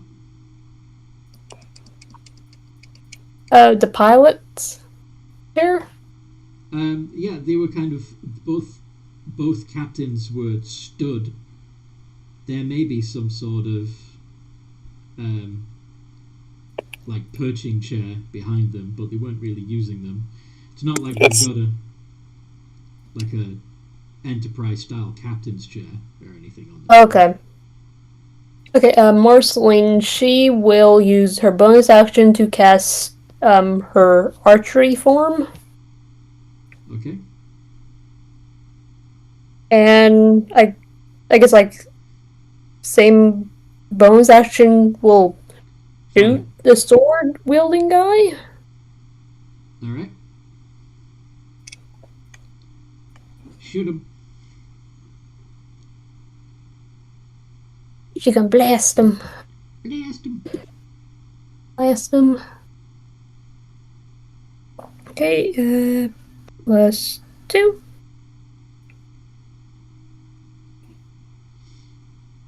That's hits.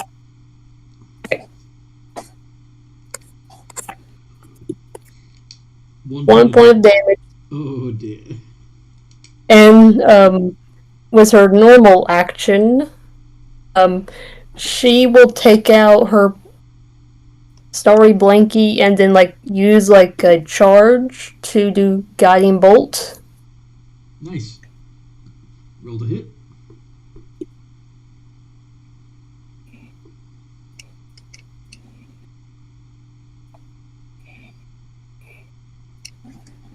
Does not hit. And Nightwatch's turn. Okay. Nightwatch is going to, I guess, plop herself into the captain's chair and try to do something. Try to do what? Stop the ship. Yeah. You're gonna kick the seagull out of the way? No, she'll just pick it up and plop it somewhere else. I was gonna ask, is this a type of spelljam type of ship that you have to sit in to activate, or is it just normal? There is no spelljamming helm yet.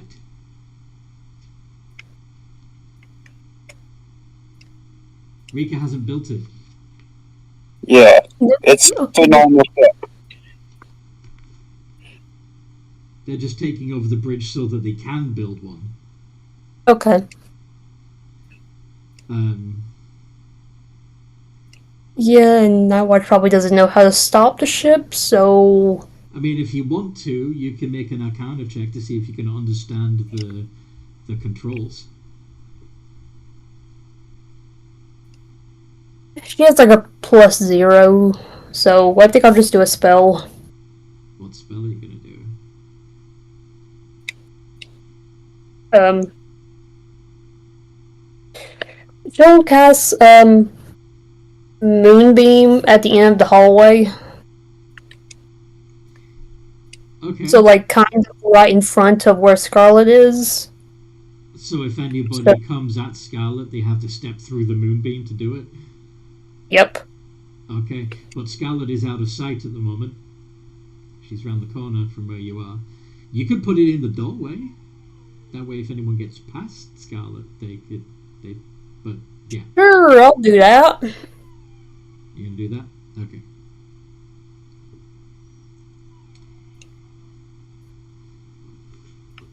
Where you at, Toby? Oh, there you are.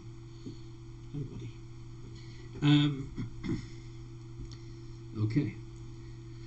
And now it's the captains. The seagull captain.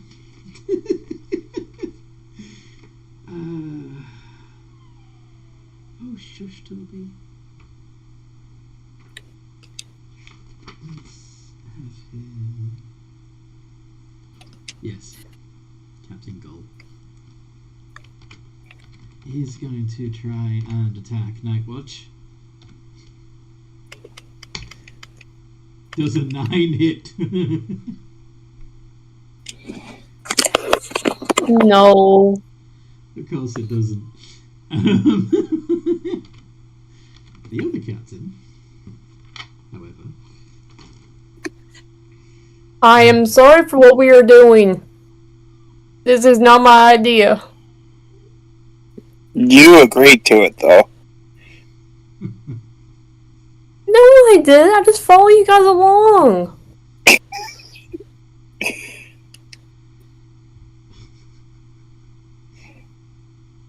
Is this what Deanne felt? I was about to type, and you wonder why Deanne left. Okay. Focusing on Kiza, because Kiza did more damage to him, the captain is going to strike twice with their sword, and... Oh yeah, we've got to do that at point blank range for the pistol. So that's the sword swipes. And 8 deep.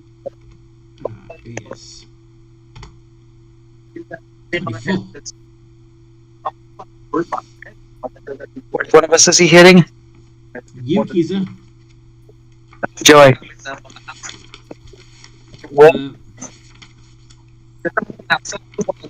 20 and a 24 hit. Question, which one was the gun? The 24 was the gun. I'll still rebarb that.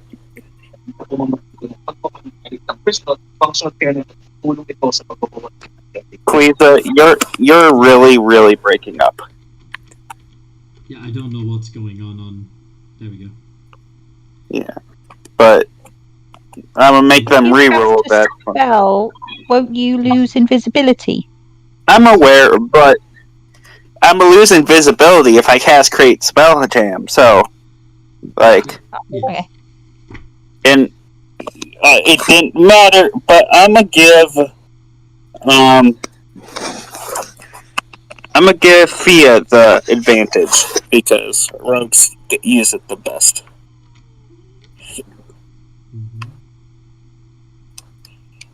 So, D6 plus 4 plus... I'm assuming only one of the sword strikes hit, Kiza?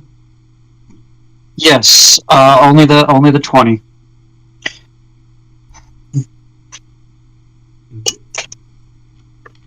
Wow, the reroll was even better than the original roll.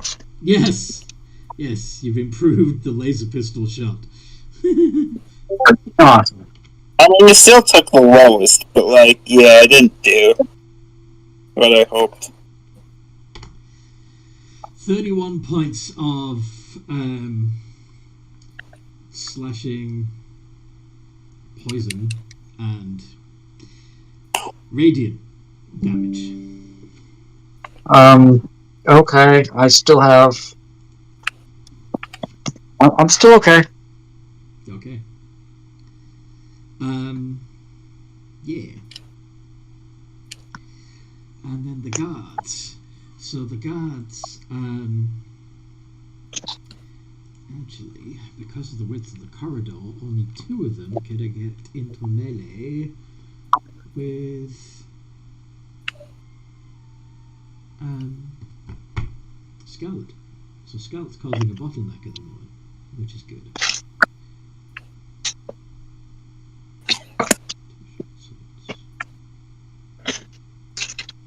Yeah.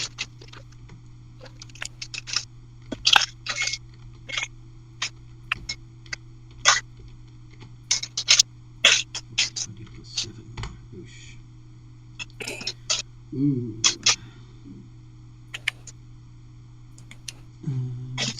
Scarlet's DC is 16, so 3 of those hit.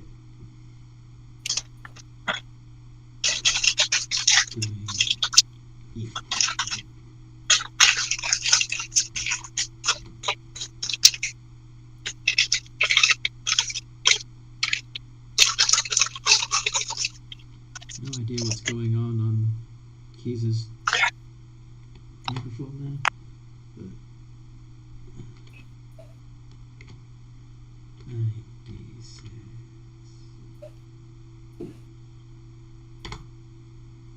Okay.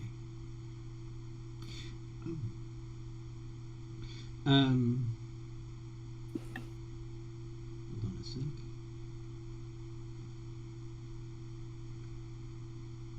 Everything you do is louder than you think it will be. Yes. So, 23. It's 34. 34 divided by 2.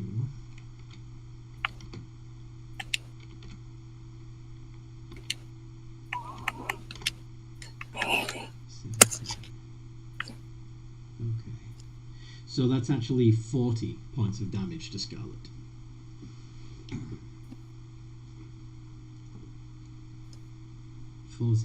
Yes.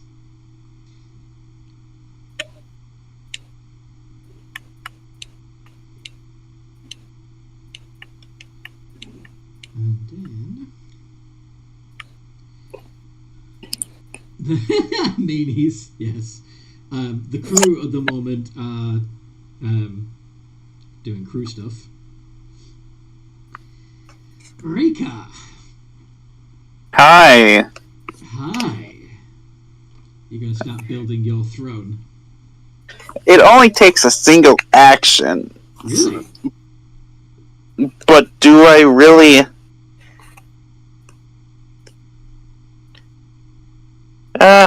It takes 6 seconds to build a spelljamming throne. Yeah, the spell itself takes an action to cast. How? I know, it's weird. Okay. But... What's the name of the spell? Create spell jamming helm. Create.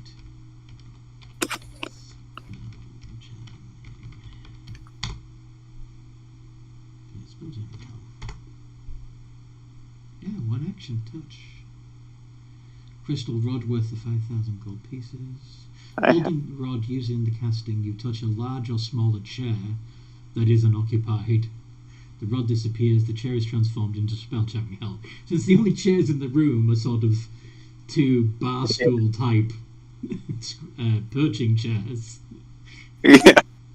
You're going to turn one of those into the spelljamming helm? I could, but I think there's bigger threats. Okay. Then, how many of the elite warriors are there in view? In view? None, because they are around. They are being held at bay by Scarlet, who is currently outside of the helm. So the one with the gun isn't an elite warrior. The one with the gun that's in the room, on Yeah. the bridge, they're a captain. Yeah, the one, a captain. Screw it. I'm a cast hold person on the captain. All right. Yeah. Wisdom. Yep, wisdom saving throw. Simply because he seems like the biggest threat. And Malak pointed out that it can wait. So he fails. He's paralyzed. Fine. Yep. So, yeah, both captains are taken out of the fight. Yep. Do I have bonus action shit? I do not. So that's me turn. Okay. Yeah. Well on the captain, guys. Blood Dancer. One captain is paralyzed, the other one is a seagull, and the guards are being bottlenecked outside the room by Scarlet. What do you want to do? This actually looks like we're gonna win this fight. Yes, it does, doesn't it? I don't know if I could do anything, because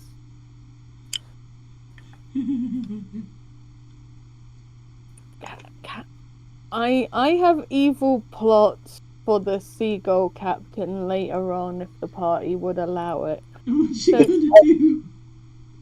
What I want to do at some point is polymorph him into another creature and then use my bloody Jade Lotus on him.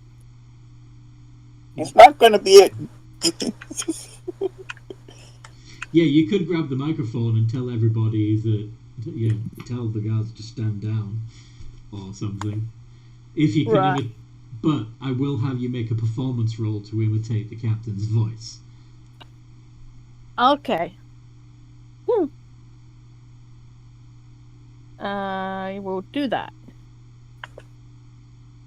Performance is a plus 14. Mm-hmm.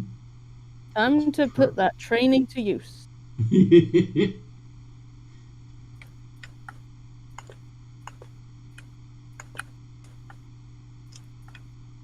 27.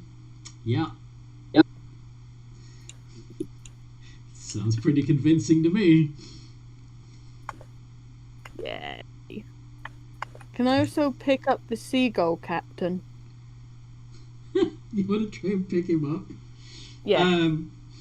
That would be a grapple check, and you've already done your action, so no. All right, no worries. I will then just look at the seagull. I'm very sorry about this, sir. This is not how I wanted to do things.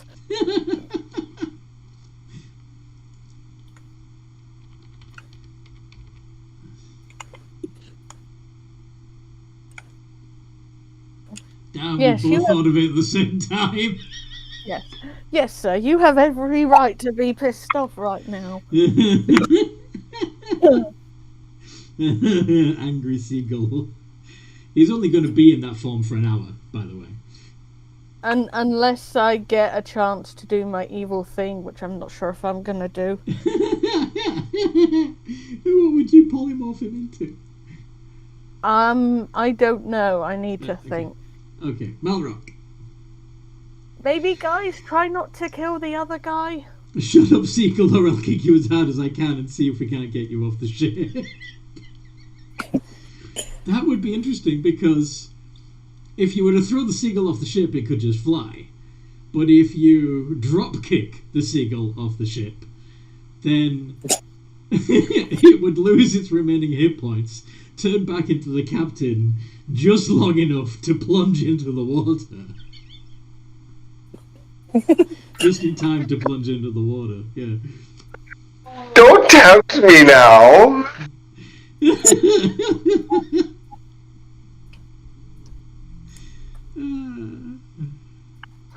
But anyway, Oh, Malrock, the captain you were fighting is petrified.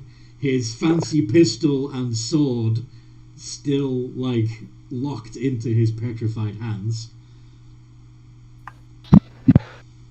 is he, able to respond at all, or is he just paralyzed? They have hold person cast on them. They can repeat the say for the end of their turn to see if they snap out of it. I'm just saying, if you want to disarm him, that would be the perfect opportunity. Yeah, I'm going to go ahead and disarm him, and then I will tell him that now's the chance to surrender his ship, and no more harm will befall anybody. Okay, I don't know why, but I'm imagining that you gently remove the weapons from his hands and then look him straight in the eye and gently stroke his face as you say, "Now's the time to surrender."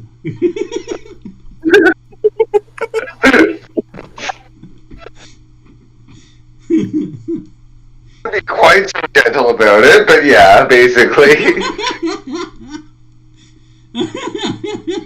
Why are you making it weird? The part where you surrender.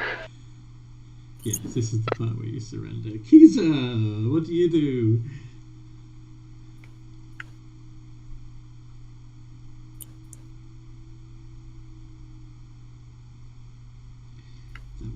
movie was so fucked up.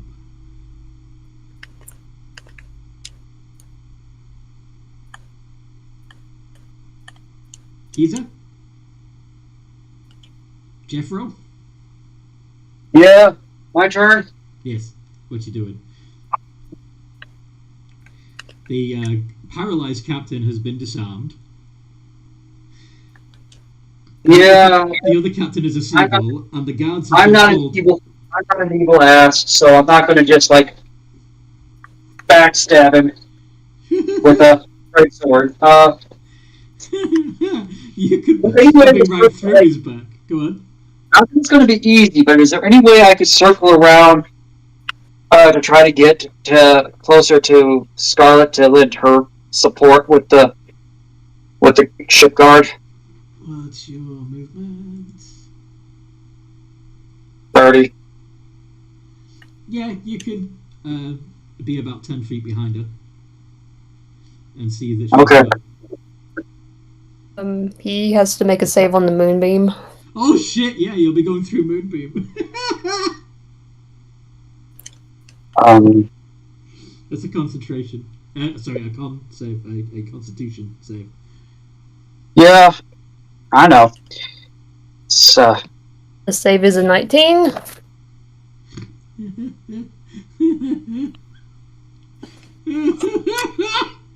wow, I'm rolling like crap today. You take full Yeah, damage. I'm going to use I am going to use Indomitable. Ah, okay. Reroll the save. Yes, half damage.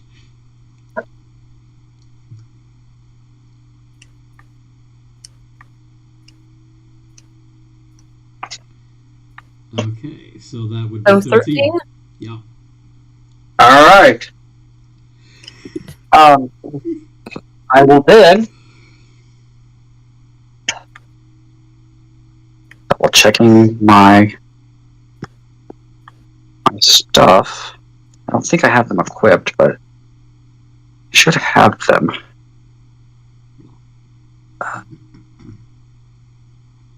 Yes, I do have javelins.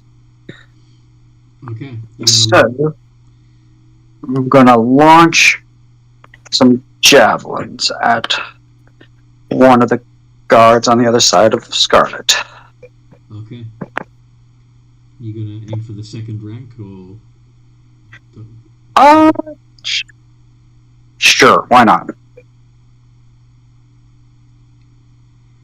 20 plus 10. Yep. Guess it would be the same as because thrown weapons are strength based? Yeah. Okay. 2 hit. Okay. 2d6 plus. Yeah, that's right. Okay.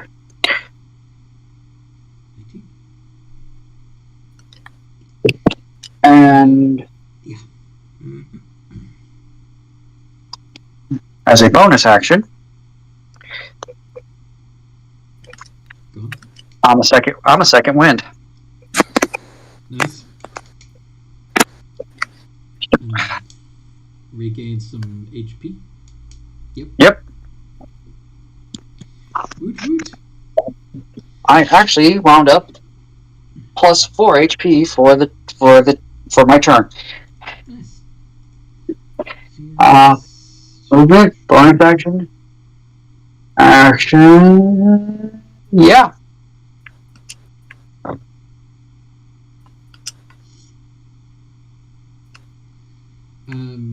Fianis isn't sure what they're going to do, so they're just going to hold their action and see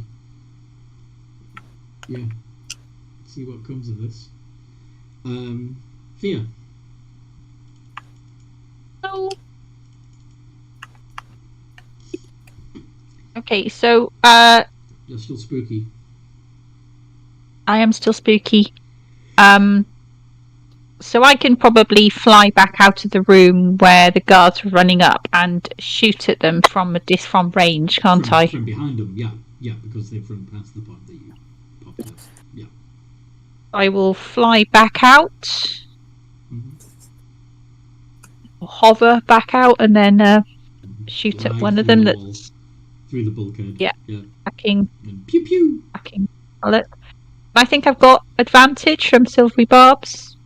Yep. Which means if you hit, that you'll have. Yep, you hit. You have triple advantage. Oh, that's true. You can roll again if you want, and just one more, and we'll pick the. If it's. Let's see which one's the higher. So roll a d20 plus 11 again because of your elven accuracy. Yeah, that 9. It's not a crit, but it's still better. And yeah, so go ahead and roll damage plus your and sneak attack. Yep. Finding it. Sneak attack. 7. So 1d6 plus 6 the thing. Yes. That's the normal damage, and then the sneak attack is 7d6. 7d6. And you can do 4d6 to one of the other dudes. Yep. Because of Whales from the Grave.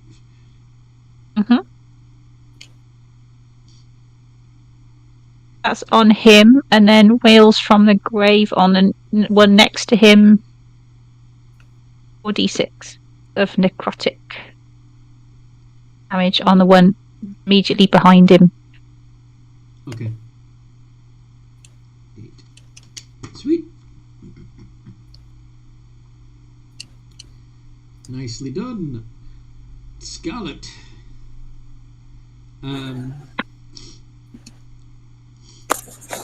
You've got a paladin behind you and the Ghost of Fear in front of you. And between the Ghost of Fear and yourself are still 4 guards. I'm assuming you are going to try and beat the hell out of these guards.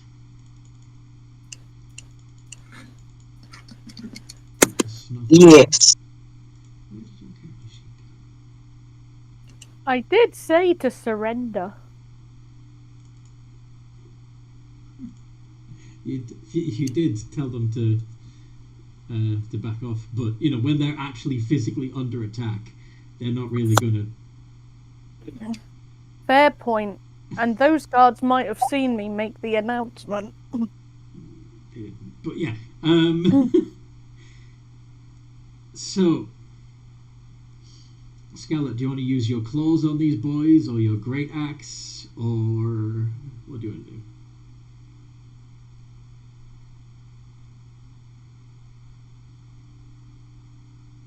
If you do claws, you'll get 3 attacks. Yeah, I'm gonna go with claws. Okay. So 3 iterations of D20 plus. I'm assuming you're also going to rage right beforehand. Well, yeah. Yeah. D20. Yeah. 3 iterations of D20 plus 10 with advantage to attack recklessly.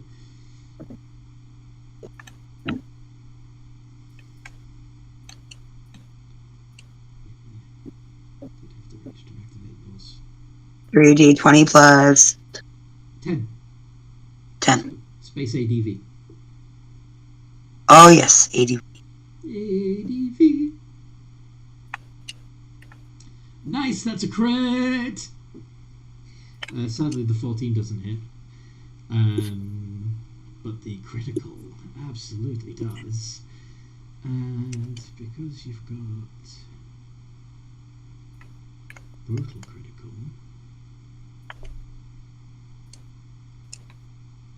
two dice now. That's going to be a total of 5d6 plus 16 plus 5d4.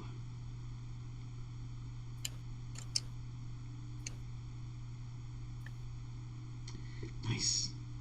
43 points of damage.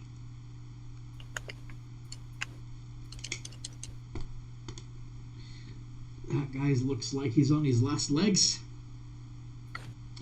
In fact, do you want to Infectious Fury? See if you can push him over the edge?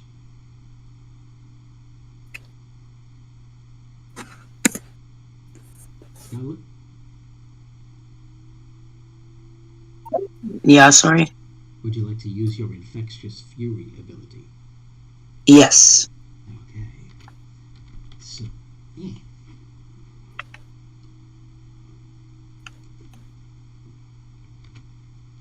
D20 plus 4.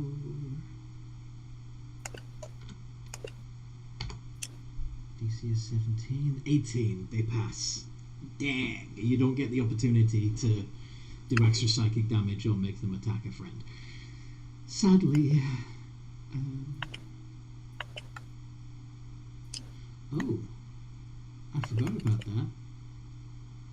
Once per turn when you roll damage, you can re-roll and use either total. Do you want to re-roll the damage and see if you can do better?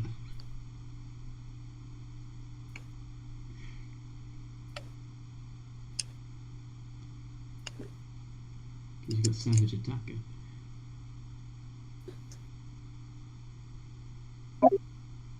I do? Yeah, you have an ability, you have a feat called Savage Attacker that says once per Oh, turn, yes, and I can when you roll reroll. damage, That's you right. can re-roll.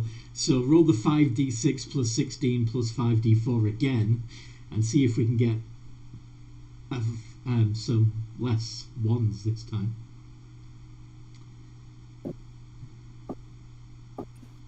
See if we can get more than 43. 50! Yes! So that's 7 additional points of damage, which actually knocks him out outright.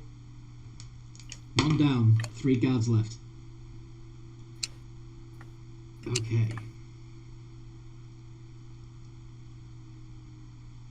That is indeed more. Marcy. Marcelly not seeing an enemy, so she's just going to, I guess, like, pick up the seagull and just start petting it. Okay, do a contested strength check between Marcy and the seagull.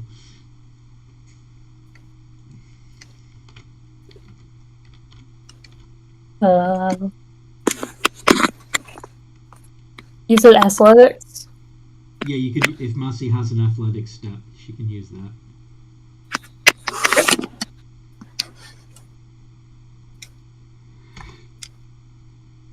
Yup. Marcy manages to... Sorry? Marcy says, "Mama, I got a pet!" Yeah, despite the fact it tries to get away and is screeching its head off and trying to flex its wings, Marcy manages to grab the seagull. Does Marcy have animal friendship force it to be the pet? I don't think she has that spell. No. No, she doesn't. Would be funny. But she does look happy, despite an angry seagull trying to probably bite her fingers off. Bite her nose.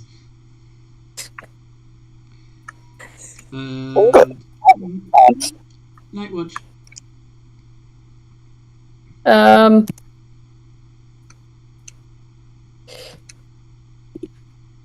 Yeah, night watches, I guess, just, hold her action, because she doesn't have anything to do. Except, okay, I guess she just picks up Marceline so that, Rika can, like, make room for the chair. Alright. The paralyzed captain... Does a 22 snap him out of his paralysis? I'm a silvery barbs that. You bastard. Fuck him. That's No. And Fia, you get the advantage again. Yeah, she's out in the hallway. Can you? Yeah, that was supposed to be nice. Actually, no. Marceline gets it to keep holding the seagull.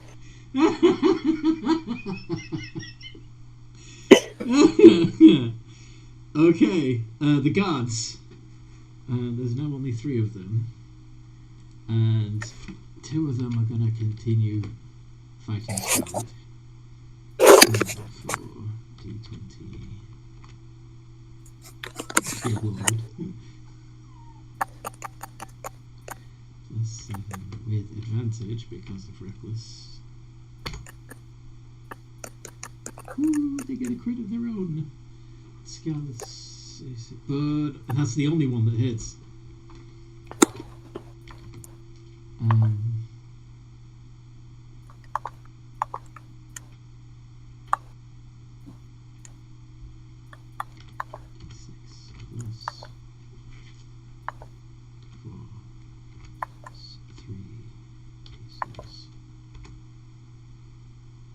once again, that's halved, so that's 8. So 15. Oh, and that would all be halved actually. So it's not even that. It's only 11 points of damage that Scarlet takes. And the other... Anthony, that doesn't look like a critical hit. Oh shit, you're right. Sorry, Amanda. Okay. 60. That would be 39. And half of that would be 19. So Amanda Scarlet takes 19 points of damage. Kill them all. And the third guard that's still standing, the one that took damage from Thea, is going to turn around and try to attack Thea. But Thea is all spooky and shit, and therefore is harder to hit. D-I-S. Fuck. Does the 26 get through, Thea? It does. I'm assuming the 10 does not. No. But you take half damage, so it's not bad. She takes half damage? She can uncanny dodge. Oh, right.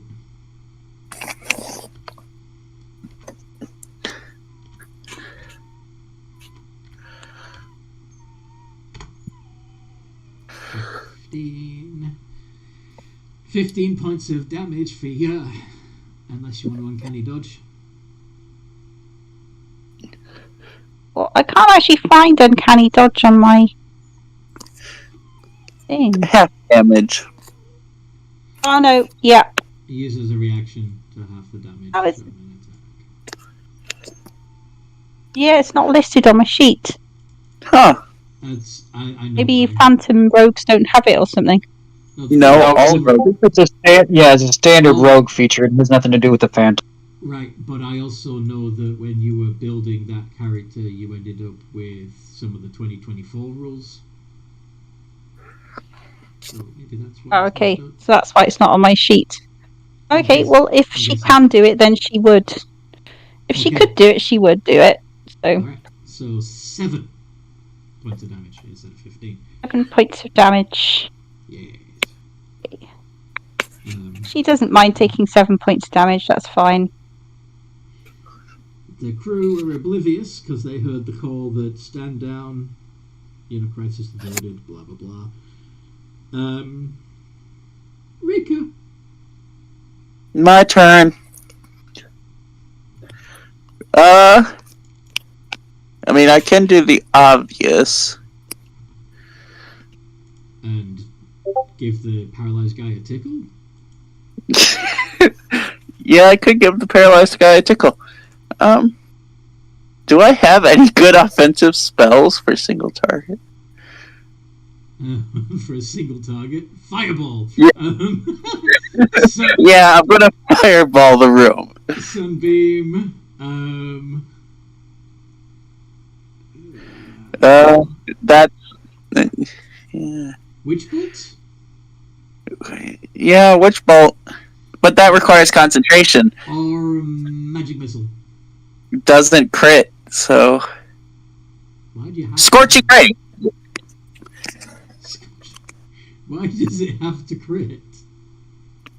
He's paralyzed, so it's an auto crit if it hits. Oh. But magic missile can't crit. Right. You need to give the D some. But it also auto hits.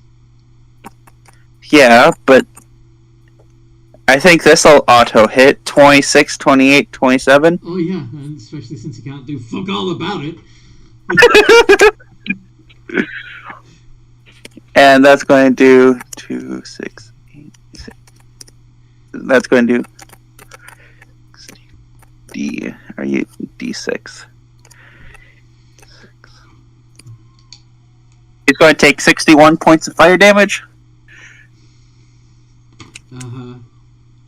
You see a single tear go down the face of this still paralyzed captain as you burn into a cinder. I feel so bad for him. He seems like a nice fellow. He did. I'm sorry. Rinka does not care, but out of character, I'm so sorry. Blood Dancer, do you want to put the captain out of his misery? No, he's not on death saves yet. But he's like 9 points away. Oh, okay, I didn't kill him. Just knock him out. Or do I have something that can... You have a bonus action? Laser is probably screaming at Blood Dancer to give him a chance to eat that soul. Yes, absolutely. Black Razor wants the soul, obviously. And Black Razor needs to eat the soul, or he's probably going to try to eat Blood Dancer next. I don't have any bonus action. Oh well. Actually, a feature of Black Razor. He will eat the user if the user doesn't feed him. If you throw it and it doesn't get a soul before it's sheathed, then yes. But yeah, go for it. Feed your hungry sword. D20 plus 10 with advantage. Okay. He makes his eyes go glowy, remembers his training. Yes. Misses. Does Black Razor haste him in case he misses the first hit? Yes. Why not? Oh, fuck. Go on. Can I do it, but like make sure it's between Marceline doesn't see. Yeah. So you're gonna stand between Marceline and the captain so that she doesn't see the evisceration that's about to take place. And I'm gonna and also like her, also the burning. This is also true. But anyway, go ahead and make your D20 plus 10 with advantage, please.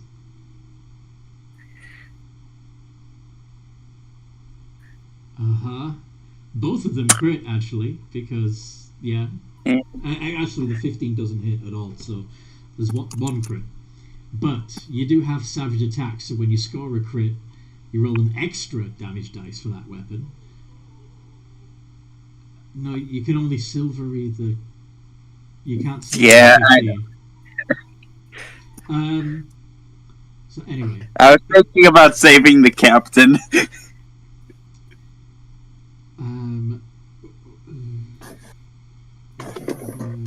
I mean, saving the captain by taking away the nat 20 and hoping they miss. Yeah, you didn't do Hexblade's Curse, so it's 5d6 plus 7. If I don't do this, Black Mason might try and eat me. There's so many others. 5d6 plus 7. Too late now. 18. Lots of ones, but yeah. 8, 9, 11.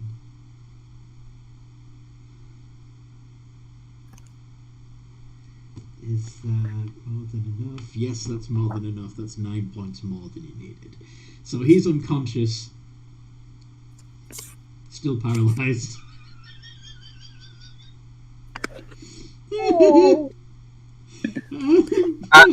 I mean, at this point, if he's unconscious, I'm gonna drop hold person. I'm gonna drop that concentration. Okay, so you drop concentration and he just ragdolls to the floor.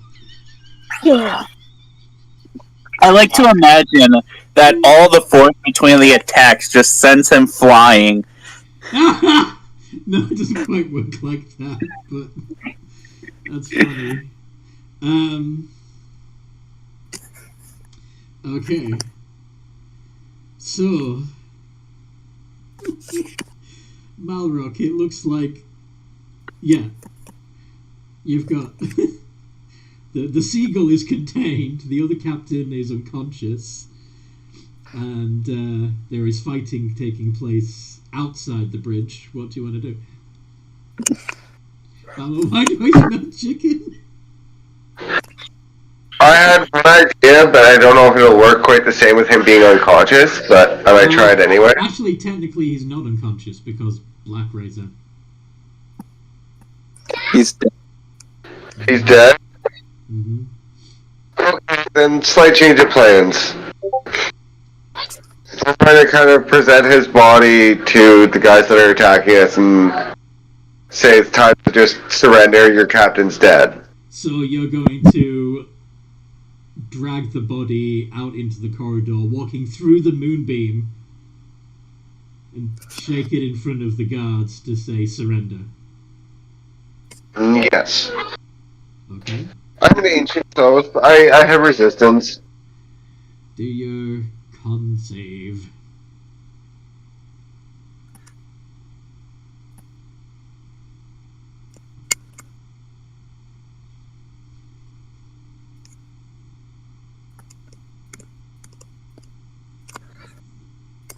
It's magical, so you have advantage.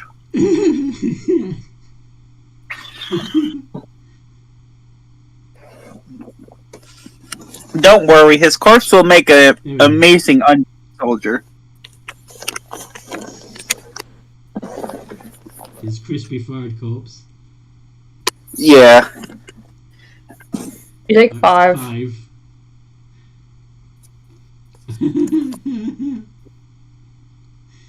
Okay. That was how much pass? Yeah, so you pass. Okay. So you only take 5 points. But I also have resistance against spell damage. Alright, so you take 2 points of radiant damage. Yes. That's why I was just like, whatever, we'll go walk through. Uh-huh. And I want you to make an intimidation roll for me.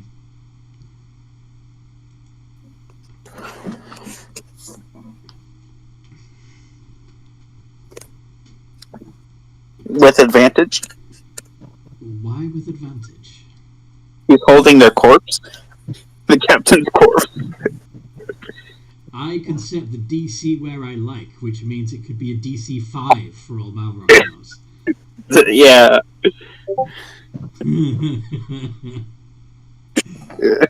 They look spooked. They look like they're dousing their drawers.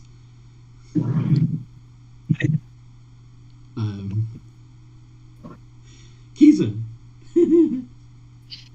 Well, if that didn't have them scared, practically stupid, this definitely will. I'm activating Action Surge, and I'm attacking 6 times. Attacking who? Because I'm going to move forward 30 feet, or the 10 feet. I'm going to close the 10 feet between me and... You're gonna fall in behind, besides... Yeah. Okay. Yep. And then I'm going to attack one of those elite guards 6 times. Yeah. Okay. It's 3 hits. 4 hits. And, actually... No, let's parry that 18. So 3 hits, and you somehow managed to hurt yourself in the process. Probably because it's a narrow corridor and you're trying not to hit Scarlet. Or get burned by her. Okay, so 3 hits. yep, I'm getting it.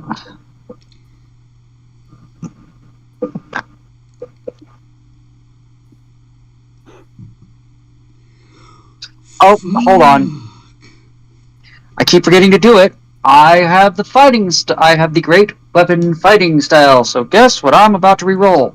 Those ones. You can, but he's already dead. Okay. Well, never mind then. He's already unconscious. Okay. Now I roll the damage on myself. Yeah.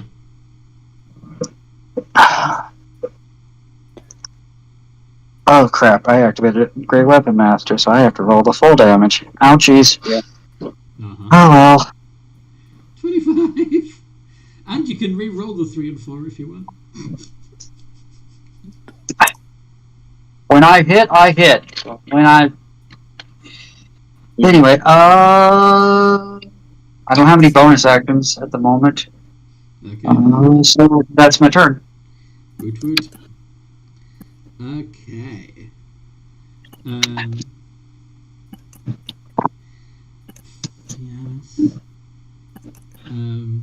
Probably just going to pet the seagull. Yeah, she's petting the seagull. No, I mean, Fianis is probably also going to... Okay, never mind, sorry. Gently stroke the feathers on its belly as it continues to complain. Weak and stupid muscle heads always hurting themselves. Yes. Thea. There are 2 guards remaining, one of whom was already fairly badly injured by you. Huh? What are you going to do?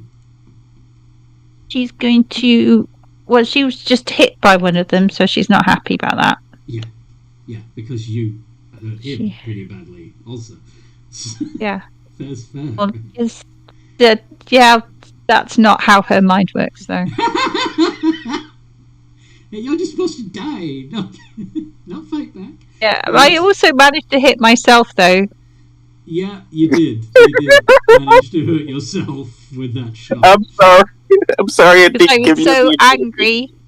I was so mad about him hitting me. I did.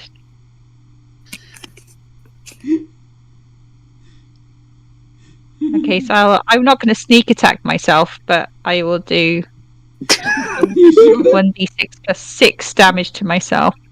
I think you might want damage to myself. It's 12 points of damage to your foot. Yes. Okay. Scarlet.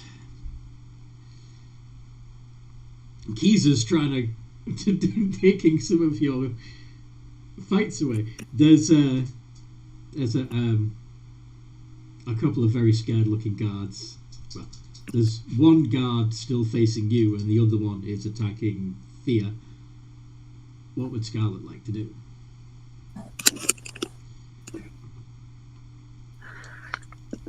Scratch, scratch, scratch.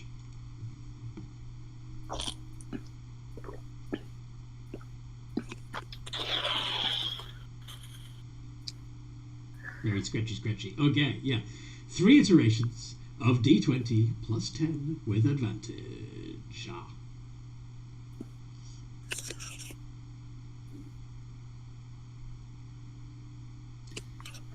Very nice. And there's another crit. Okay, so fuck. This time, so that would be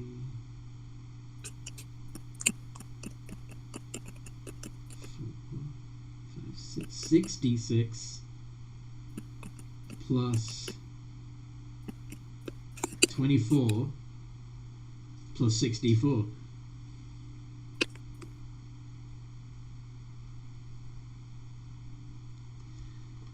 And you can re-roll that and see if you can get higher if you want.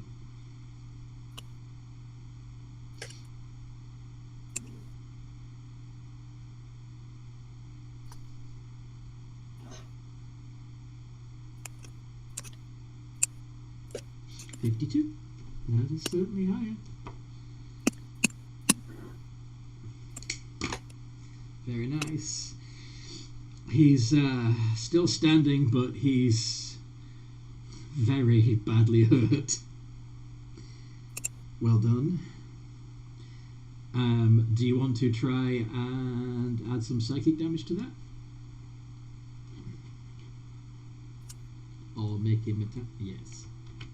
Alright, so d20 plus 4.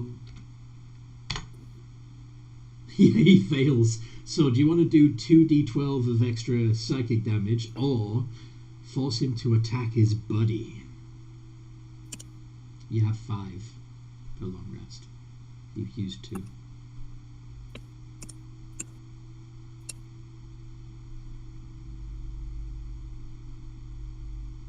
Attack his buddy. Okay.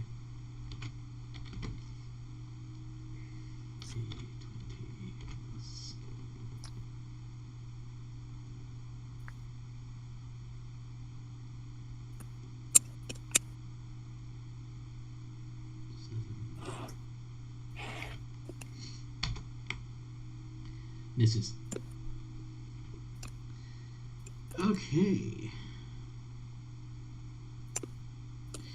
Marcy. Up on petting the seagull. Just keep petting the seagull. And giving it hugs. What's Nightwatch doing?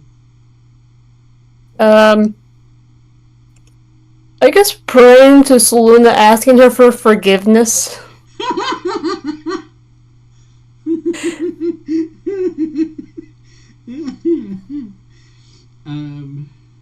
Yeah, the cat. And also, like, Paylor, I hope you can give me a freebie, Paylor. If this turns out well for us. Roll the religion. Let's see. Roll a religion for forgiveness. Yeah.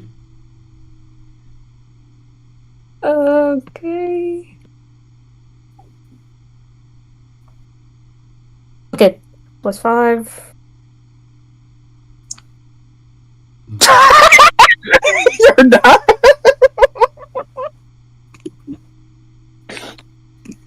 The sky darkens and it begins to pour down. The sea begins to buck wildly.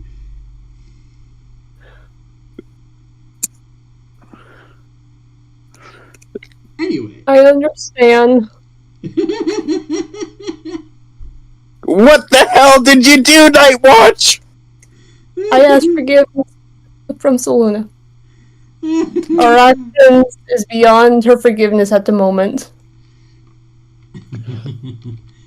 And just a single oil tear comes down her face.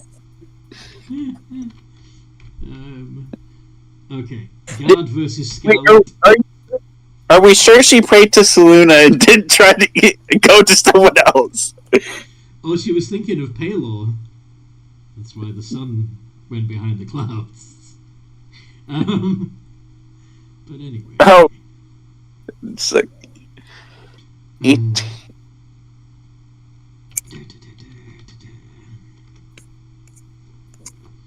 2d6 plus 8 plus 66. So 13 points of damage on Scarlet, and 20 plus 7 DIS because fear still spooky, and neither of those hit. Rika! Hi. I'm gonna pop my head out the door. I'm gonna pull out my scroll and cast Scorching Ray. As... You're gonna pass through the moonbeam? Can I see through the moonbeam? Not where... Okay. They're around the corner from the door. So you would... I'm gonna pass through the moonbeam. Make a con save. Is there anything I should drop the moonbeam? Maybe. I failed. So tell me how much damage I take. Give me a second. The first. Wait a minute, isn't Malrock like right outside the door? No, he went through the moonbeam. Basically, he went behind you so the guards could see him shaking the corpse of their captain around like Weekend at Bernie's. Okay, so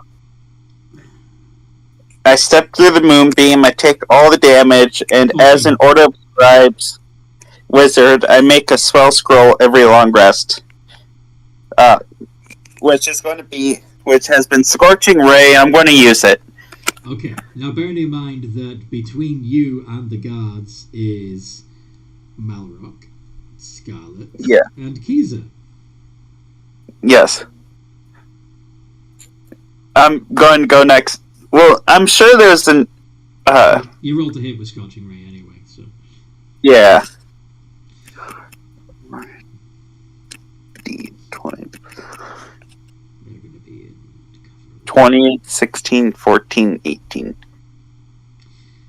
I'm going to say only the 28 hits. Okay. It's going to take 7 points of fire damage.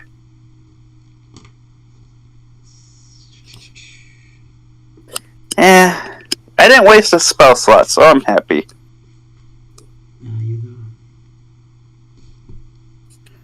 Yeah. Okay. Yes. That's me turn.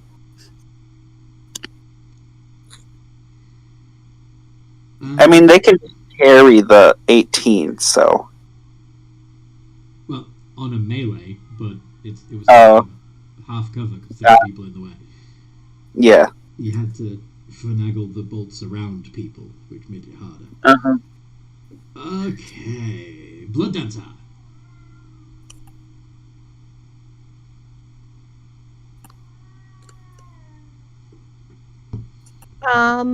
I think whereabouts are the guards? They're quite far ahead, right? You'd have to leave the room through the moonbeam and go around the next corner to be able to have any hope of seeing where the guards are. Or I could use one of my shadowy spells to appear behind them. Okay. What's it called again? Misty Step, that's it. Okay. Which would land you on the same side of the guards as Fear. Yeah. Are any of them downed yet? Yes. There's only 2 still standing. Can I try to stabilize one of them? So you're going to bamf behind, and do a medicine check. Yeah. Okay.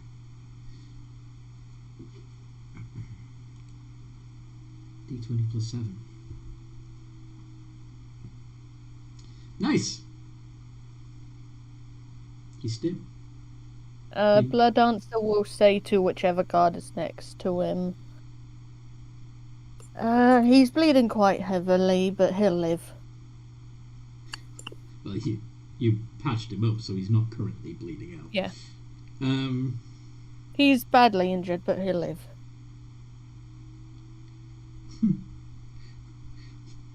The one who's currently shit scared and fighting a ghost says, "Thanks." Malrock.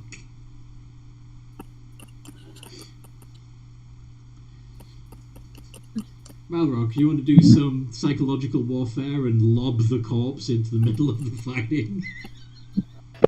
Yes. Here, guys, catch.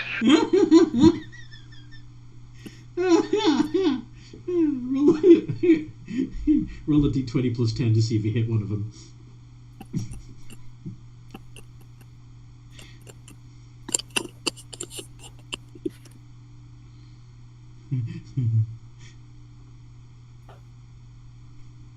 Yes.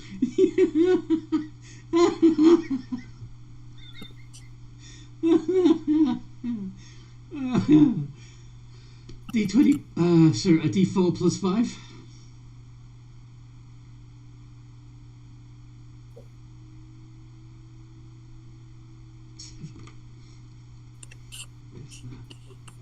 No. Okay.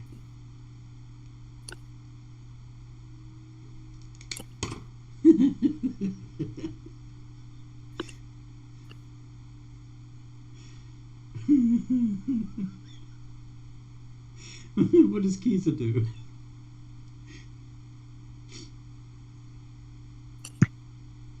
I would like to get, depending on how far away they are, and if there's enough room, I would like to get up to the one that is trying to attack Fia.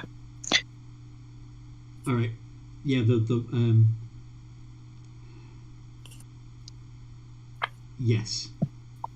Yeah, you can, because the one that's there's one that's engaged with Scarlet, but yeah, I'm gonna let Scarlet handle the one. I'm gonna let Scarlet handle the one that's been messing with her, and I'm gonna go try to help out Fia a little bit. Are they focused on Fia, or have they given up hope of messing with her? They're a little bit distracted by the fact they were just got pelted with the corpse of their captain, and sort of brought them out of that. They are very distracted. In other words, you would have Advantage. Yes. Okay. Fair enough. Alrighty then. 2 hit. And as that 19 is a critical hit as a champion, I will take my bonus action attack through Great Weapon Master.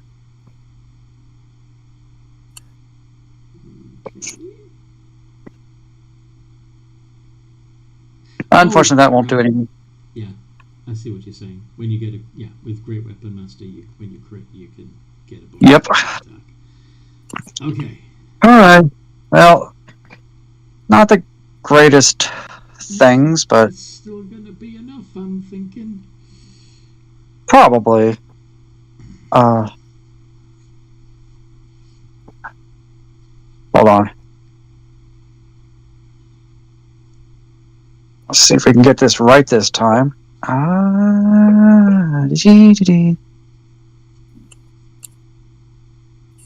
Nice.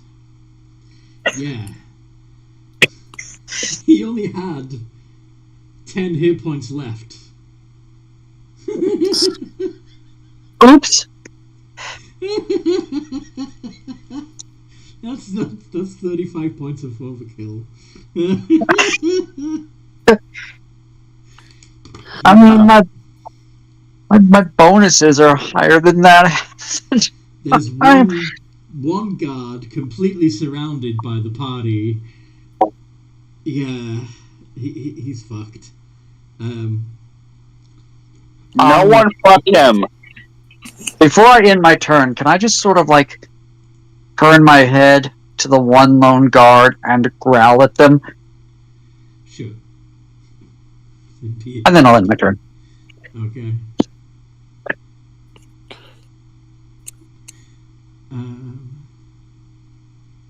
Yeah, Fianus would go out and do vicious mockery, but he doesn't want to walk through the moonbeam, so he's going to stay in the bridge for now. Fia.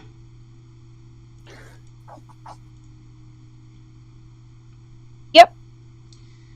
The one that you were attacking is now slumped on the floor thanks to a vicious attack by Kiza. The one fighting Scarlet is the only one still standing. I'm kind of thinking that why doesn't that guy give up? I would probably give up, but I will shoot at him regardless.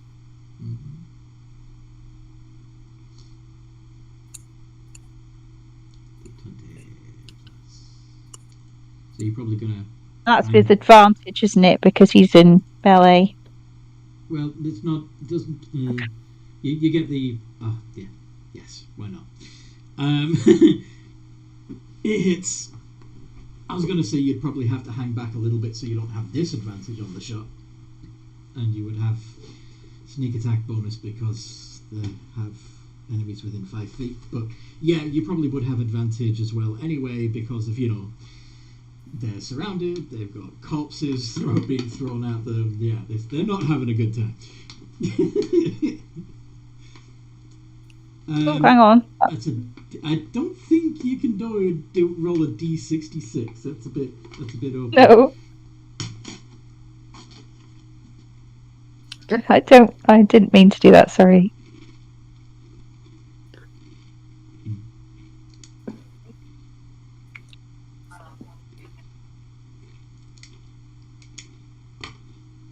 So that is 29 points. He down. Of extra damage. All the bridge crew and security are down. Well, Ship is ours. Mm-hmm. Nightwatch, you mind dropping the spell? Sure. She drops it and then continues to pray for forgiveness and to... Yeah. Thank you, and I'm going to go in and cast Create Spell Jam. I'm gonna stabilize the people we knocked out whilst you do that. We should probably lock these guys up in a brick. The ship, by the way, is continuing to bounce on aggressive waves. There are crew running this way and that, trying to batten down the hatches and keep the ship in order as best they can. But of course, the ship is still going full bore, as if it was sailing through calm waters. Yeah. I would like the break thing. Gonna have to find the break first. Yeah, I think it would be better. Can I make that? Investigate? Yeah, but Arcana check would probably be the best because it's magical technology. Yeah. Guidance. I would like to become the captain. As it just... Sure. Okay. I'm going to cast Alter Self to become the captain.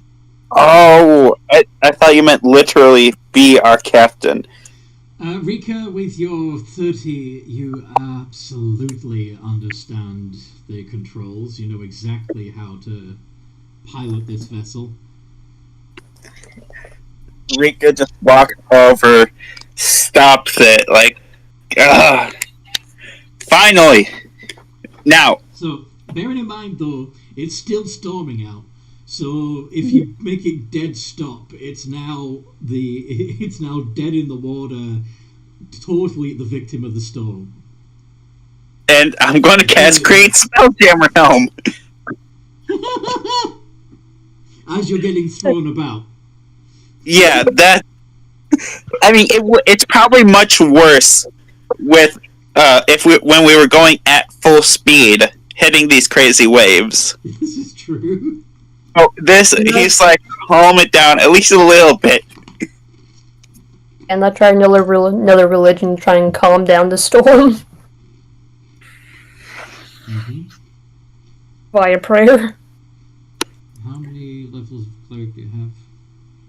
13.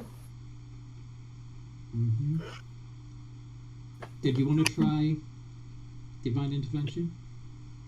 No, I was trying religion check to pray and stuff. I know. Okay, I guess I'll try Divine Intervention.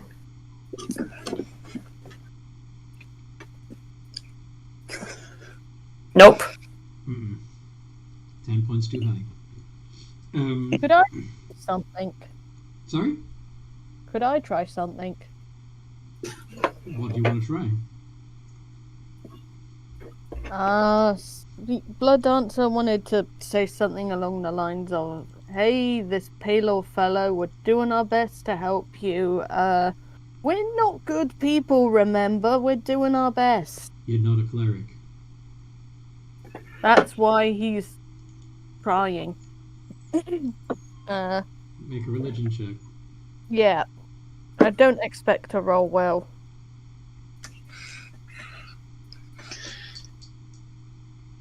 He's basically saying, what do you expect from a group like us? You really think that's gonna help? We're helping. You Like, realize you're doing this. Don't do this in my name, fuckers!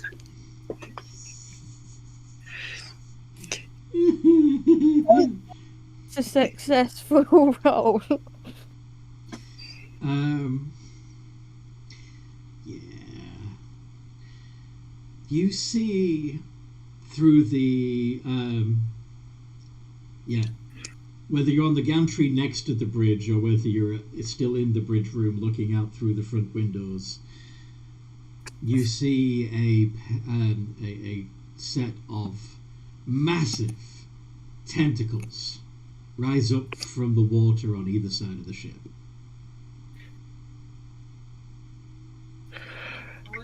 What the fuck are y'all doing?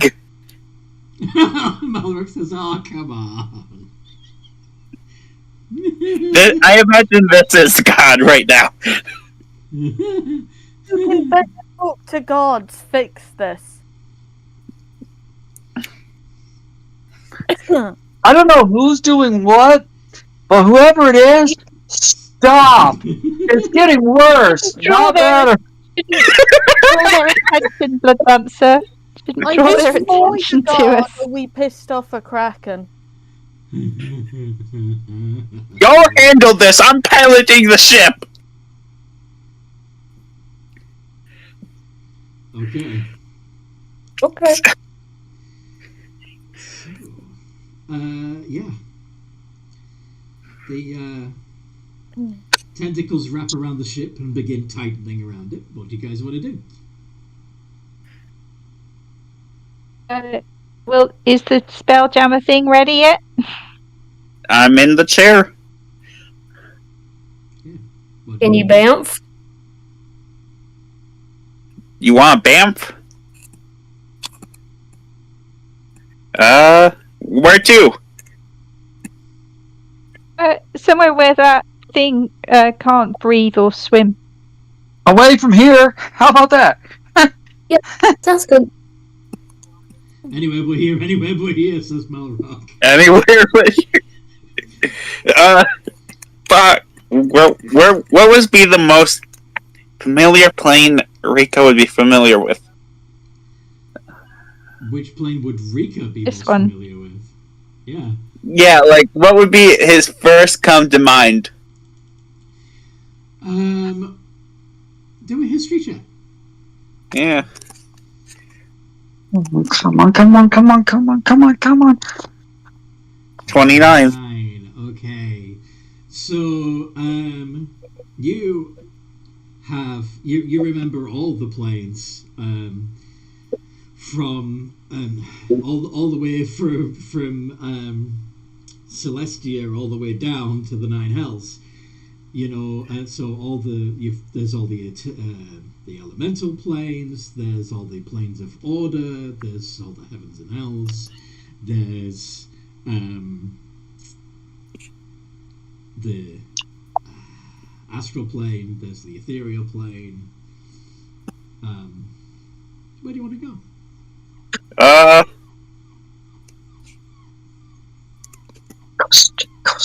Ghost.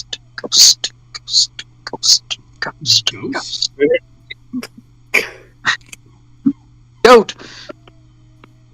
Let's go with the plane of Earth.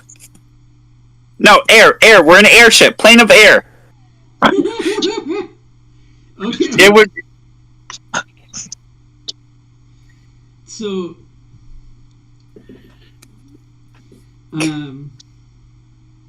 yeah, you are now surrounded by blue sky on all sides.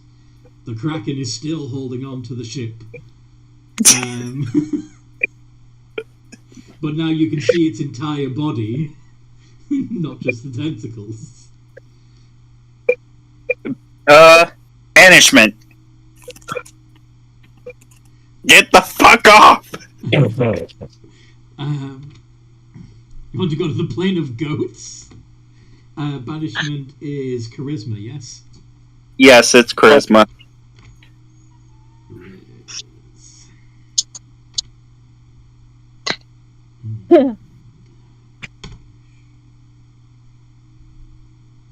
That's a failure. Kraken goes back to the material plane.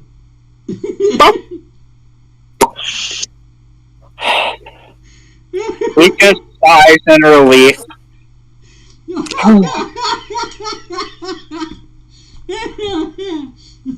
And goes, now where are we? None of you would have any idea whether or not that was Seaman King. Yeah. But no, timeline-wise, it couldn't be.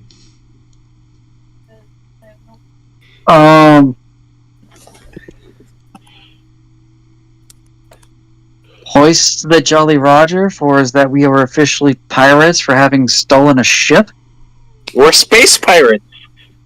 Uh-huh. The crew are very confused. You might want to make an announcement. Looking like their captain, I'm going to go out and inform them that I have surrendered the ship to the invaders. That doesn't explain. And that they should follow all of their orders. That doesn't explain why you're in the middle of sky in every direction. I'm not really sure. Their wizard did something. Yeah, the party isn't even aware of where we are. Roll persuasion. Roll what? Roll either persuasion or performance, please, Teaser. I can roll persuasion. That's gonna be funny. Double checking my persuasion. Guidance as well. Take an inspiration. What is your inspiration? It's the. Let me check. It should be. Is it a D8? I'm just double checking my level, but yeah, it's a D8. Okay, so I have guidance. D10. Yeah. What can she have 2 inspirations? No, but somebody could be like attempting the help action. Yeah, I'll do the help action. Fiona can do the inspiration. Oh Jesus, Helen, fuck. Okay. You've got this. 3. That's closer than it should have been. All right, but yeah, the crew are still confused, but at least they have, they are under the impression that it's under control. You know, that someone in charge is handling. Somebody knows what's going on. Somebody somewhere knows what's going on. Yes. And Being in the sky was meant to happen. So they resume checking on the ship, making sure that the Kraken didn't do too much damage to the hull, that the storm didn't do too much damage, etc.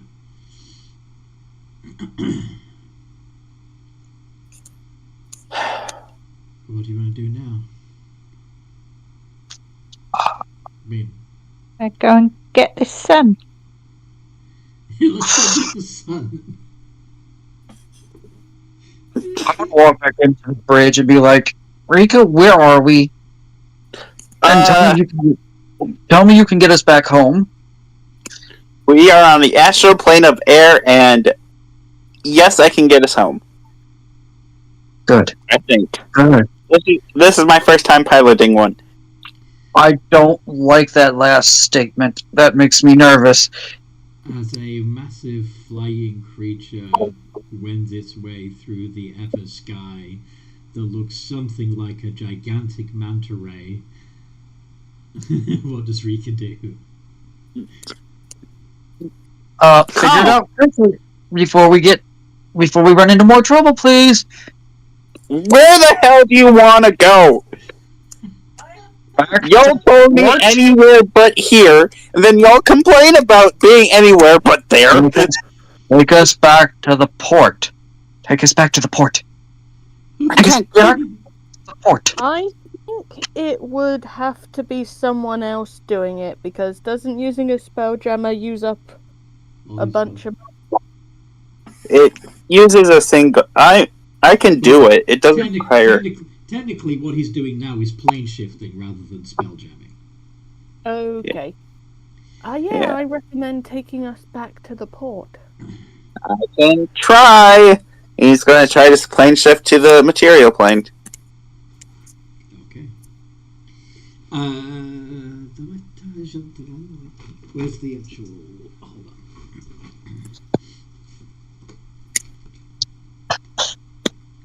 on. Okay.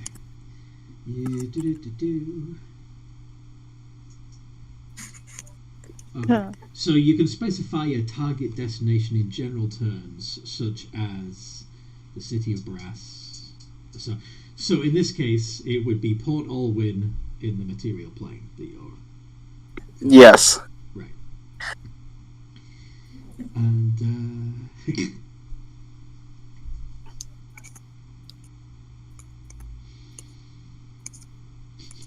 can you roll a d20 for luck, please?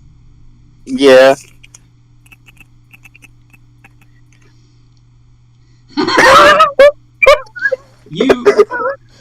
The ship materializes on the governor's mansion.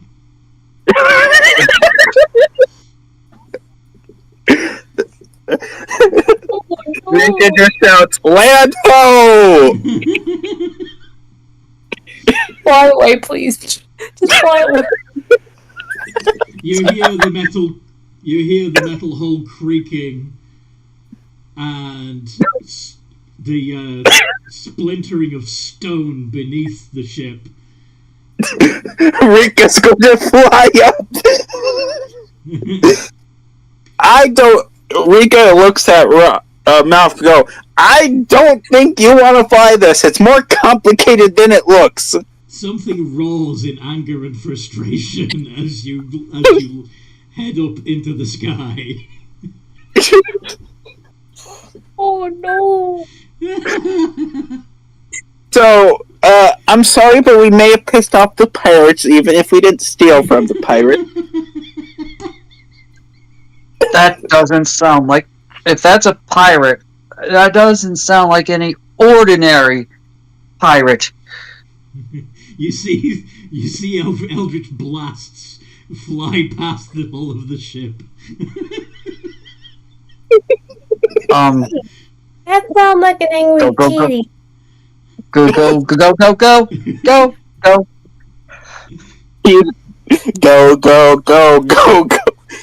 Alright, I'm I'm assuming going as fast as I can. Which way are you heading? To what the fuck is the city called? Gate? The one right outside the gates of heaven. Gate? City of Gate. Yeah. City of Gate, and then beyond it is Havana.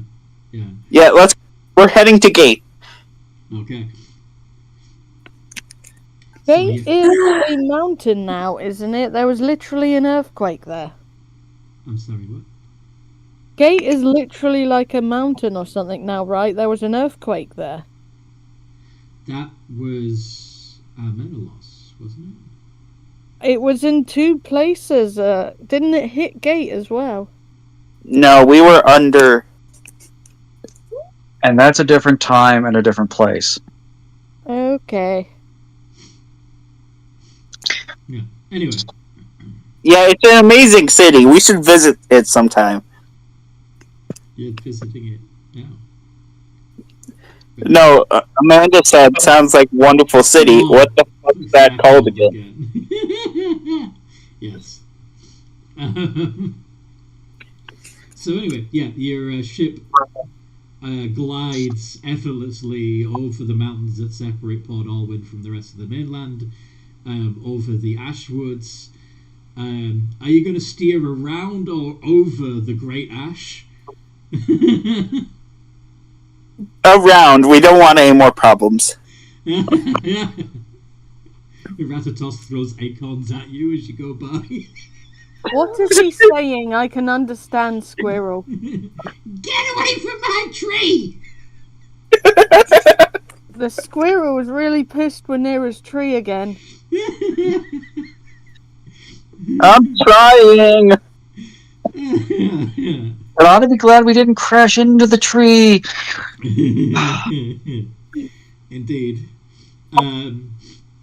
You fly over Traveller's Rest, agitating several of the beasts in captivity as you do so. Why are all of those things in cages? Yeah, I thought everyone died over there. No, out of character. Remember, some grandma restored it. No, but like Night Watch was not like she wasn't a part. Oh yeah, you were reading when that was explained. Yes. Yep. So yeah, the fact that Traveller's Rest is vital again, that there are people in it, is going to be disturbing to some of you. Yes.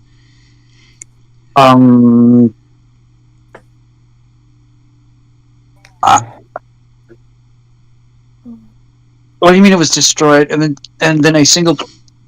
Okay, yep. Never mind. You get nope. We're not gonna go there. That's dangerous. Bad idea. Don't question it. Just go with the chaos. Don't fight it. Just go with the flow. Oh no. Yeah. And I'm slowly realizing that everywhere I go, destruction follows. You only just realized that? And you used to always blame it on Deanne. I mean, to be fair, Deanne... Most of it was on, like... I'm messing around. I'm trying to be funny. I know. Out of character, most of it's because of me. So, like... we blamed Deanne, we blamed Nightwatch, but in reality, it's all on me. Anyway, as we're doing whatever, there's only one person who's going to understand what's being said because it's going to be said in Sylvan. But it's going to be quiet, so I'm not even sure she's going to hear. But Kiza's basically muttering, I did not slay the coven of hags that kidnapped me and escaped the Feywild to wind up wandering around with this kind of crazy.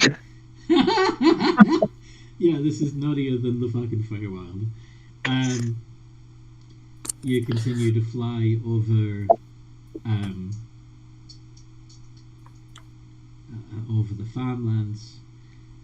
As you approach as you get closer to the Great Crown Mountains, you see a sheep farm in the foothills that seems to be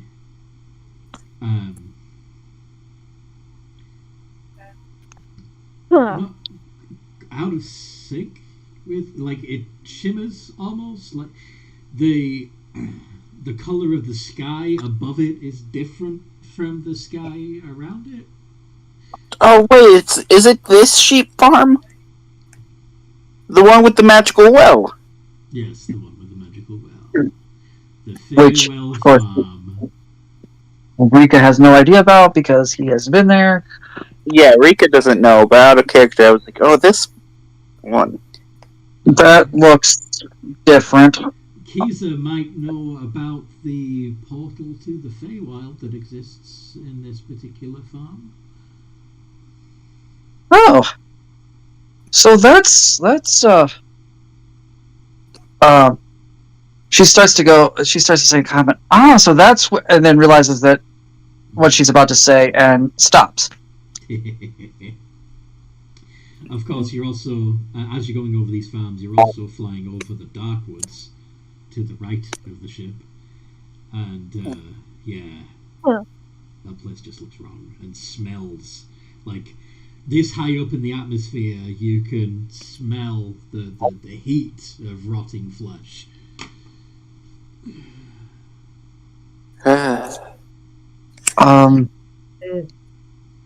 This reminds me of. Rika starts to say, "This reminds me of something that I ran into," and once again, just suddenly stops. What you on about, Rika? You okay? Not Rika. Yeah. Quiza. Queezer, sorry. What you on about, Queezer? You okay? I'm fine. I'm fine. I just I've been hitting the head a few too many times. Sometimes I forget what I'm talking about. Do Okay. you Do you want me to have a look? I'm good at head injuries. The amount I've had to fix up. I've got No, one myself, Shoska. No, I'll be fine. I'll be fine. But thank you for the offer. What was it, Master? Sorry for interrupting. Okay. It's okay. Marsling offered the pelican, asking if The seagull? a friend will make her feel better. Well, I appreciate it. I can't imagine that thing's going to be a seagull for too ungodly much longer. No. It's probably been about 45 minutes at this point since it was turned. Marceline, Yeah, you may about that. you may want to put that thing down here pretty soon before it becomes its humanoid form again. Okay. Yeah, maybe we should put it in the brig. Marceline finds like a garbage can and just. Yeah, that would have to. Seagulls are pretty big. Fine. She just gives it to one of the party members to get rid of it. Do you hand it to Malrock by any chance? Sure, Marceline will give it to Malrock with a happy smile on her face. Malrock, you know what to do. No, not in front of the children. What was I going to say? So, in the meantime, dropkick. Remember? Dropkick. I imagine Rika's yelling over his shoulder while driving it. No killing in the back seat while I'm driving. Anyway, Let's put him in the brig. Come on. kicking the bird. Are you going to the edge of the ship before you kick the bird? Or are you going to kick it right there? In the bridge? Oh, dear God. I'll let him take him to the brig. Okay, fair enough. So yes. Can I just grab the bird and take him there? I'm so sorry about this, sir. I'm so sorry. It's for a good cause, I swear. I patched up your crewmates. Don't worry. You're going to smack into the mountains if you don't let me speak.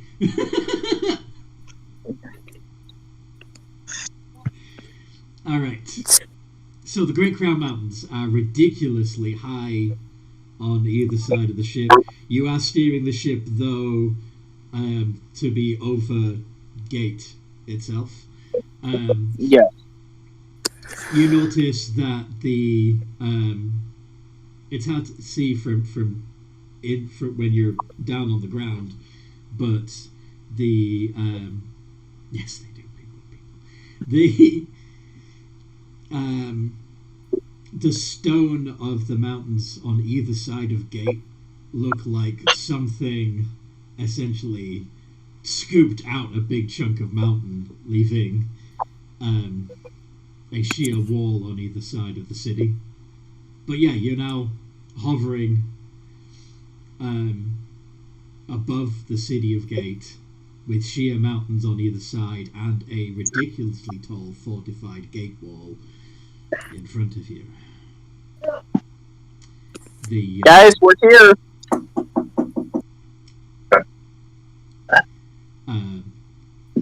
There's quite a chorus of even from this high up, you can hear the voices of the people of the city of Gate yelling up at the sky. You can't tell what they're saying, but you can nevertheless hear the ruckus that you are causing. So, Okay. We either have to go over the mountains, or we have to figure out a way to go through the gate, or through the mountains. Or over the fortifications of the gate. But we probably shouldn't just stay parked here because, while they haven't started doing anything yet, I'm imagining all those voices are about a ship floating in the sky above the city. Mm-hmm. Yeah, that's a good point. Can we enter the astral plane? Why are you asking me? Why do you want to go to the astral plane? Why do you want Because to then they can't interact with us, and we can. Do you mean the ethereal? Do you mean the ethereal? Ethereal. Sorry, not the astral. The ethereal. Okay. So. I'm thinking of astral projection. Yeah. Again, no. So you're going ethereal. Yeah. Suddenly, the area around you turns a pale grey. Like you can barely see the mountains on either side of you. The city beneath you is just mist.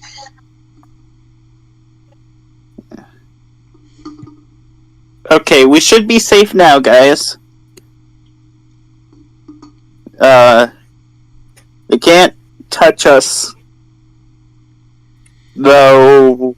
You can see like the spectral trails of magical arrows arcing through the sky that completely miss that pass through the place where the ship had been in the material plane, and of course don't affect you at all. The arrows seem to have coming from the top of the wall, by the way. Should we quickly go and try to grab the sun? Yeah. Let's. Are we all ready? Or like, should we take like a rest first? I vote for resting before we go getting crazy. Like maybe go park, not necessarily.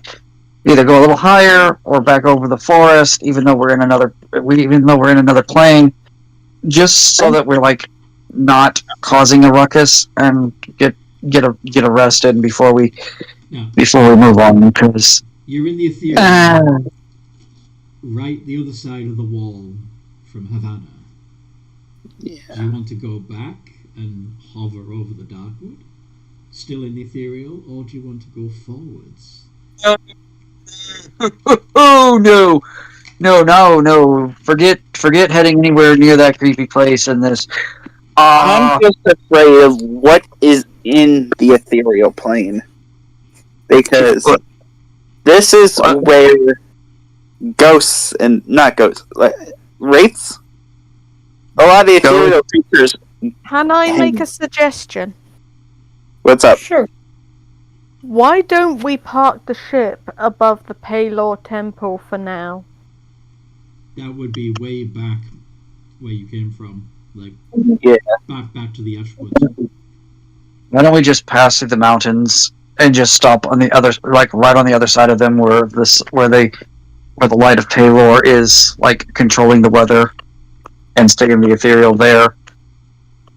Yeah, but the thing is, we don't know. What if Havana has spellcasters that can come here?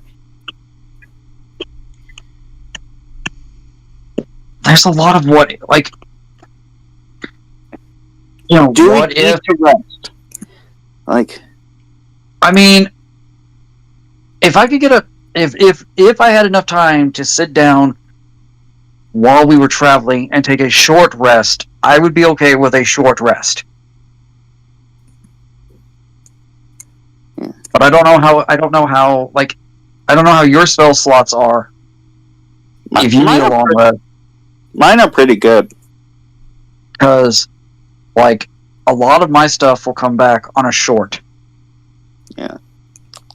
I mean, I'm fine with I can just give you back the spell slots. I'm just short on I'm mostly just short on hit points and like my action surge, and I think my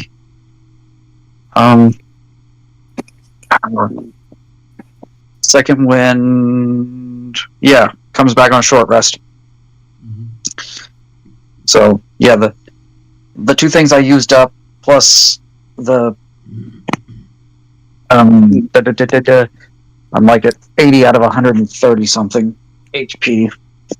I think a short rest will be fine. Everyone else agree?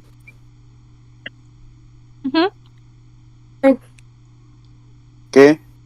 Short rest it is. Fantastic. So are you staying above the city of Gate in the Ethereal? Yeah. They can freak out all they want. We don't need to move. They can't see you anymore. Oh, yeah, then we shall stay here. Unless they see invisibility, but even then, the range on that does not extend as high up as you are. So, you're fine.